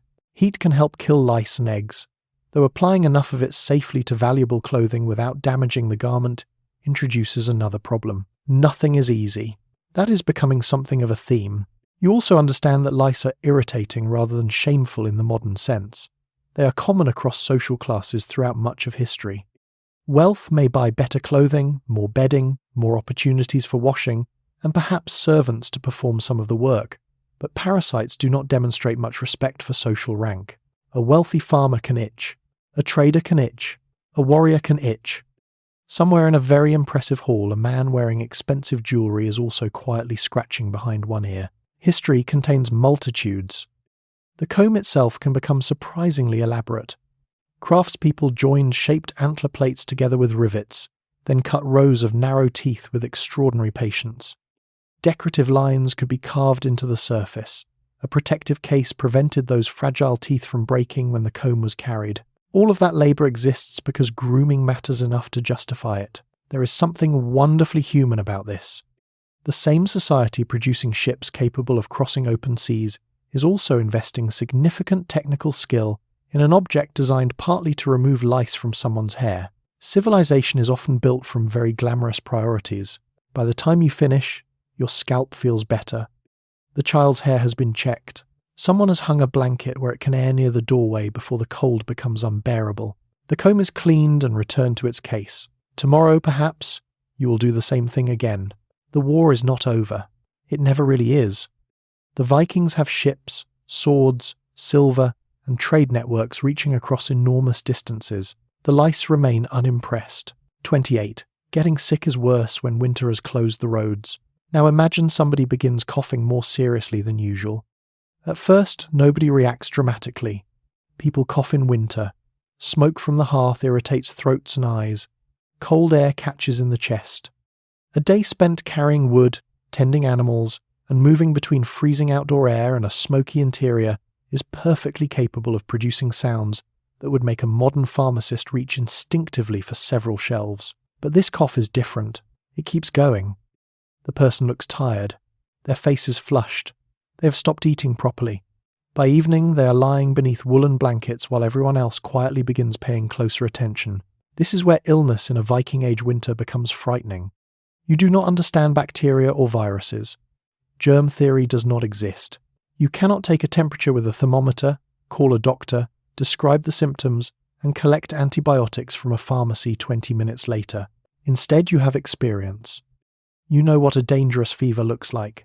You know when somebody is breathing badly. You know when an injured limb has become swollen or when a wound smells wrong. You know when a child who normally complains loudly has become frighteningly quiet. Practical knowledge matters enormously. People use herbal preparations, warm drinks, rest, wound cleaning, splinting, bandaging, and whatever other treatments local experience suggests. Some remedies probably help. Others do little beyond providing comfort. A few may make matters worse. The difficulty is that nobody can reliably tell which category a remedy belongs to, and winter has made everything harder. Suppose there is a healer, experienced woman, skilled practitioner, or simply a relative with a reputation for knowing what to do living at another farm. They might be several miles away. Several miles in summer is inconvenient. Several miles during heavy snow, short daylight, frozen waterways, and poor visibility can become a serious journey. You cannot call them. You cannot send a message instantly. Somebody has to go. A young adult may wrap themselves in wool, fasten traction spikes beneath their shoes, and set out across the winter landscape, because a person lying beside the hearth is becoming worse. Now 2 members of the household are exposed to danger.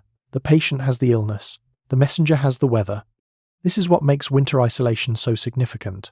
A storm can trap a household for days. Snow can make paths disappear. Ice can prevent travel by boat while remaining too uncertain to cross safely on foot. Help may exist. Reaching it is another matter. Meanwhile, the sick person remains inside. The warmest sleeping place is arranged for them if possible. Blankets are added, food is offered, someone brings water. The fire is kept steady. Unfortunately, the fire is also filling the room with smoke. For a person already struggling to breathe, this is not ideal. But removing the fire would mean removing the heat. Once again, the household is choosing between imperfect options. If the illness spreads, the problem expands quickly. Everyone lives close together.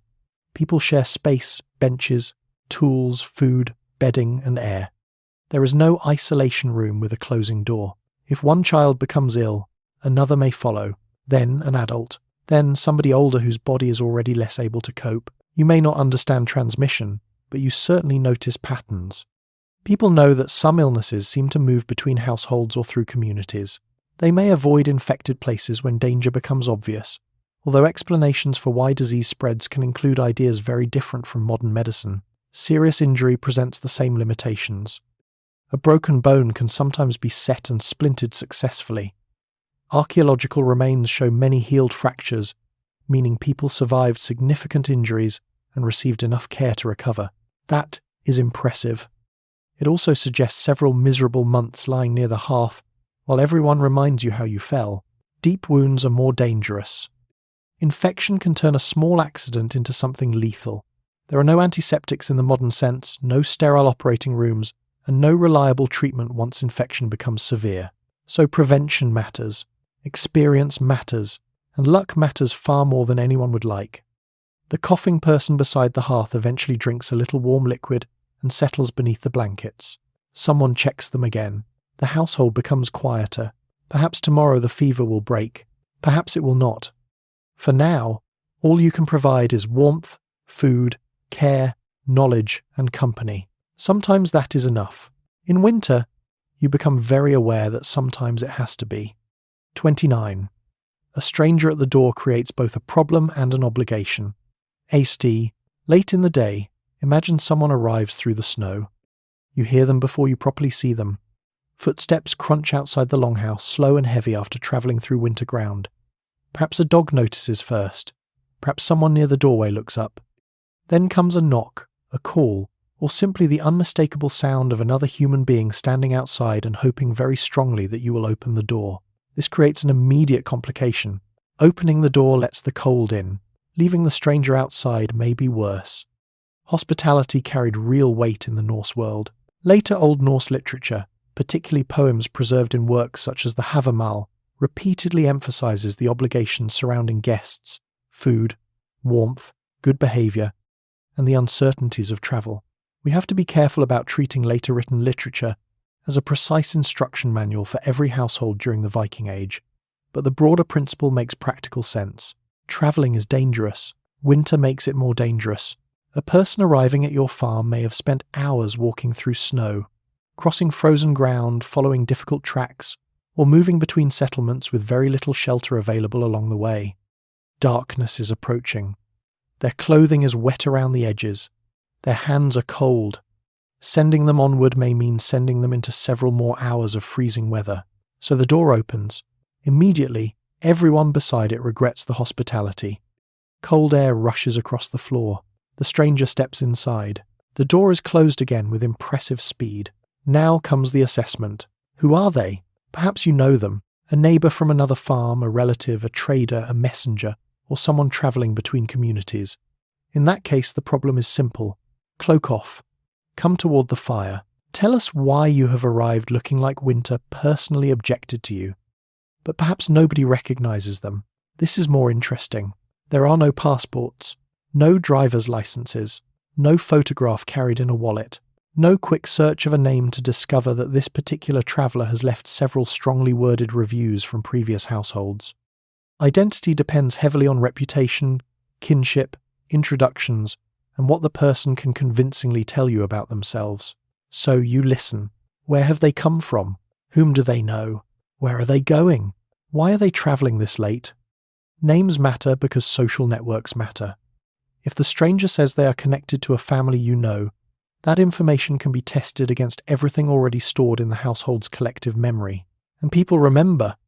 In a world without vast anonymous cities, reputation travels surprisingly well. Meanwhile, the guest needs warmth. They are brought toward the hearth. Wet outer clothing may be arranged where it can begin drying. Food is offered according to the household's means and the guest's status. Ale or water may be provided. This does not mean you immediately sacrifice half the winter pantry for every person who appears at the door. Hospitality exists inside economic reality. A prosperous household can afford generosity more easily than a family carefully counting its remaining grain. Still, sharing food creates obligation. The guest receives protection while beneath your roof. In return, they are expected to behave appropriately. This is where hospitality becomes more than kindness. It is social technology. Welcoming travelers builds relationships. A guest may bring news from another district, information about weather or roads, knowledge of trade, marriages, deaths, disputes, voyages, or events happening far beyond your farm. News arrives attached to people. You cannot check what has happened elsewhere. You wait for someone who has been there. So the stranger begins talking. Suddenly the longhouse becomes larger. A farm several days away enters the conversation. Perhaps ships have returned. Perhaps somebody important has died. Perhaps a dispute has worsened. Perhaps a marriage is being arranged. Perhaps the road ahead is blocked with snow, and the traveller has just saved you from discovering this personally tomorrow. Information is valuable. So is companionship. Winter can make households isolated for long periods, and a new voice beside the hearth changes the evening. Stories appear, questions follow, children listen. Adults quietly assess every detail. Eventually, sleeping arrangements must be found. This is where your already theoretical privacy becomes even more theoretical. Another body needs space. Another blanket may be required. Somebody shifts along the bench. The guest settles near the warmth while snow continues falling outside. You still do not know everything about them, but they are under your roof now. And in a world where tomorrow you might be the traveller standing outside somebody else's door, hospitality is not merely generosity. It is insurance with dinner. 30. Midwinter feasting exists because darkness needs competition. As winter deepens, the great seasonal gatherings become more understandable. For weeks, the days have been short, the nights enormous, and nearly every hour has revolved around conserving something. Food, firewood, fodder, strength, patience. The landscape outside has narrowed beneath snow and darkness, while the household has spent long evenings pressed close around the hearth doing the same work, telling the same stories, and trying not to notice that the dried fish has become emotionally familiar. Then comes a feast. Suddenly, restraint loosens. Midwinter celebrations in the Norse world are associated with Jol, the seasonal festival whose traditions are difficult to reconstruct in exact detail because most surviving written descriptions were recorded later, often by Christian authors looking back at an older pagan world. Customs varied by region and changed over time. But feasting, drinking, hospitality, ritual, and communal gathering clearly mattered. And after experiencing Viking winter for yourself, you understand why. This is not merely a party. It is an argument against darkness. The household begins preparing long before anyone sits down. Better food comes out of storage. Meat that has been preserved carefully may finally be used in generous quantities. Ale is brought forward. If the household is wealthy enough to have mead, this is exactly the sort of occasion when it earns its reputation. The fire burns stronger. That alone feels luxurious. For most of winter, every log has been watched like money disappearing from an account. Tonight, warmth becomes part of the celebration. The hearth glows brightly. Lamps may add further light. Shadows move against the walls while more people crowd into the longhouse. Neighbours arrive. Relatives arrive. Guests who have travelled through freezing weather arrive carrying news, gifts, stories and snow attached to their clothing. The house becomes loud. This is unusual enough to feel important. For weeks you have listened to wind, livestock, tools, spinning, coughing, and the quiet conversation of people who already know exactly what everyone else thinks. Now there are new voices. Food passes around. Drinking vessels move from hand to hand. Someone tells a story everybody has heard before and receives considerably more enthusiasm than usual because there is ale involved. Feasting also has a social purpose. Where you sit can reflect status. Who receives food first matters. Who hosts generously matters. Who gives gifts matters. Power in Viking Age society is not exercised only through weapons and law. It is also displayed through the ability to feed people. A prosperous leader or landowner who can offer abundant food and drink during winter is demonstrating something very practical. Look how much I have. Look how many people I can support. Look how confidently I am opening the pantry in February. This is political theatre performed with roast meat. Ritual may be woven through the gathering as well. Pre-Christian Norse religion was deeply connected to household, community, landscape, ancestors, gods, and seasonal cycles. Later sources describe sacrifices and ritual drinking associated with feasts, although the precise practices differed and remain debated. What matters to you tonight is that the gathering feels larger than dinner. The season has reached a turning point. People acknowledge powers beyond themselves. They remember the dead. They make promises. They drink to prosperity, good harvests, victory, peace, or whatever the community most urgently hopes the coming year might contain. There is laughter too. There has to be. Humans do not gather around abundant food in the middle of winter and remain solemn for 6 straight hours. Someone drinks too quickly. Someone boasts. Someone begins a story with complete confidence and forgets the middle. Children hover near the food while pretending not to. An older relative becomes convinced that everyone would benefit from hearing how winters were colder when they were young. Apparently this tradition is immortal. For one evening, the winter pantry is opened more generously. The fire is brighter. The room is warmer. The darkness outside has not changed at all, but inside the longhouse, people have decided to answer it with food, drink, memory, noise, and one another. It turns out seasonal feasting is not difficult to understand. Sometimes winter simply needs to be outnumbered. 31. Stories and games make the long evening larger than the house. Eventually the serious work slows. The tools are put aside. The last repair can wait until tomorrow. The spindle may continue turning in somebody's hands because textile work has apparently rejected the concept of an evening off, but the heavier jobs begin to fade. Outside, darkness has already swallowed the farm again, and the world beyond the walls is reduced to wind, snow, and whatever you can hear moving in the yard. So everybody drifts back toward the hearth. This is the point when the longhouse becomes something more than a workplace. It becomes entertainment. There is no television, no radio, no printed newspaper waiting beside the fire, no small glowing device containing every song, argument, documentary, and badly informed opinion produced by humanity. You have people. Fortunately, people have always been very good at filling silence. Conversation moves around the room. Somebody recounts what happened at a neighbouring farm. Someone else remembers a traveller who visited several winters ago. A child asks a question that causes 3 adults to answer differently and with equal confidence. News matters enormously because information travels at the speed of human beings. If nobody has arrived from another district recently, you may know very little about what has happened there. A trader, traveller, relative, or returning sailor can therefore become the evening's entire information service. People listen closely. Who has married? Who has died? Which household had a poor harvest? Has somebody returned from overseas? Is there trouble between 2 families? Has a local leader gained power?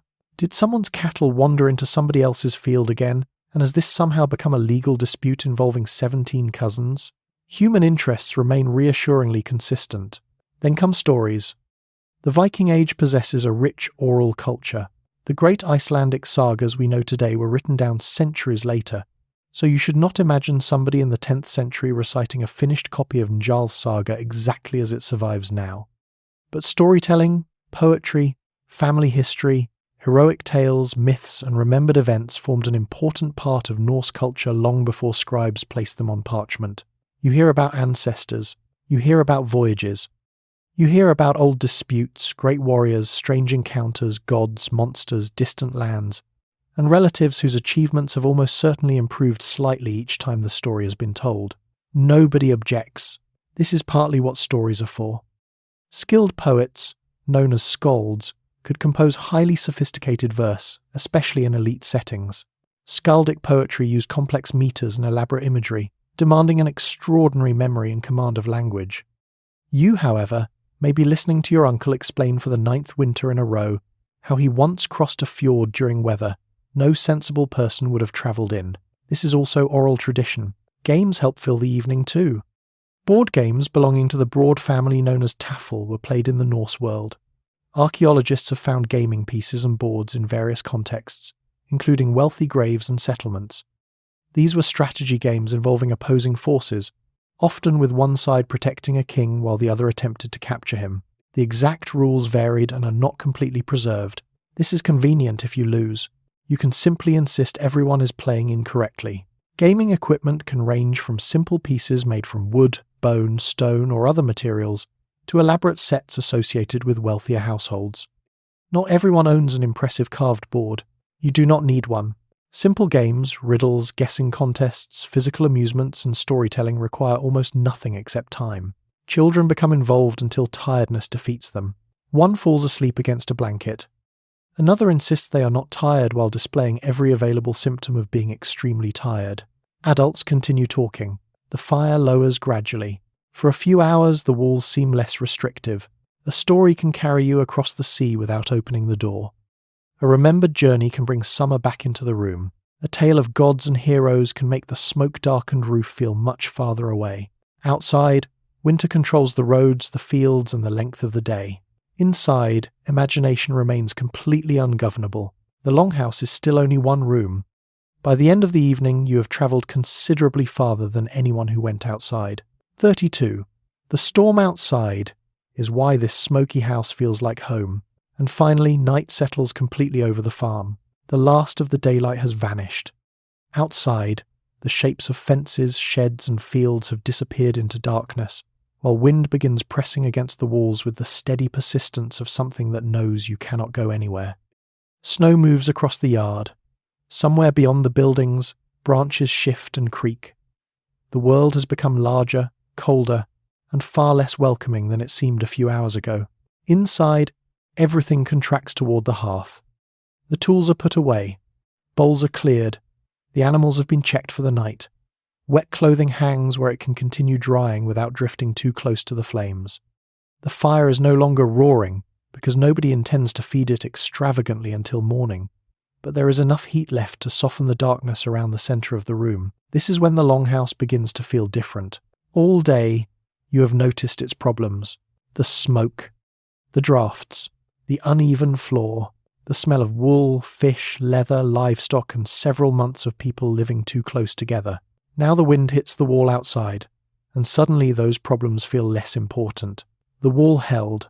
That is what matters. A Viking Age house is not comfortable by modern standards, but comfort is not the only measure of a good building.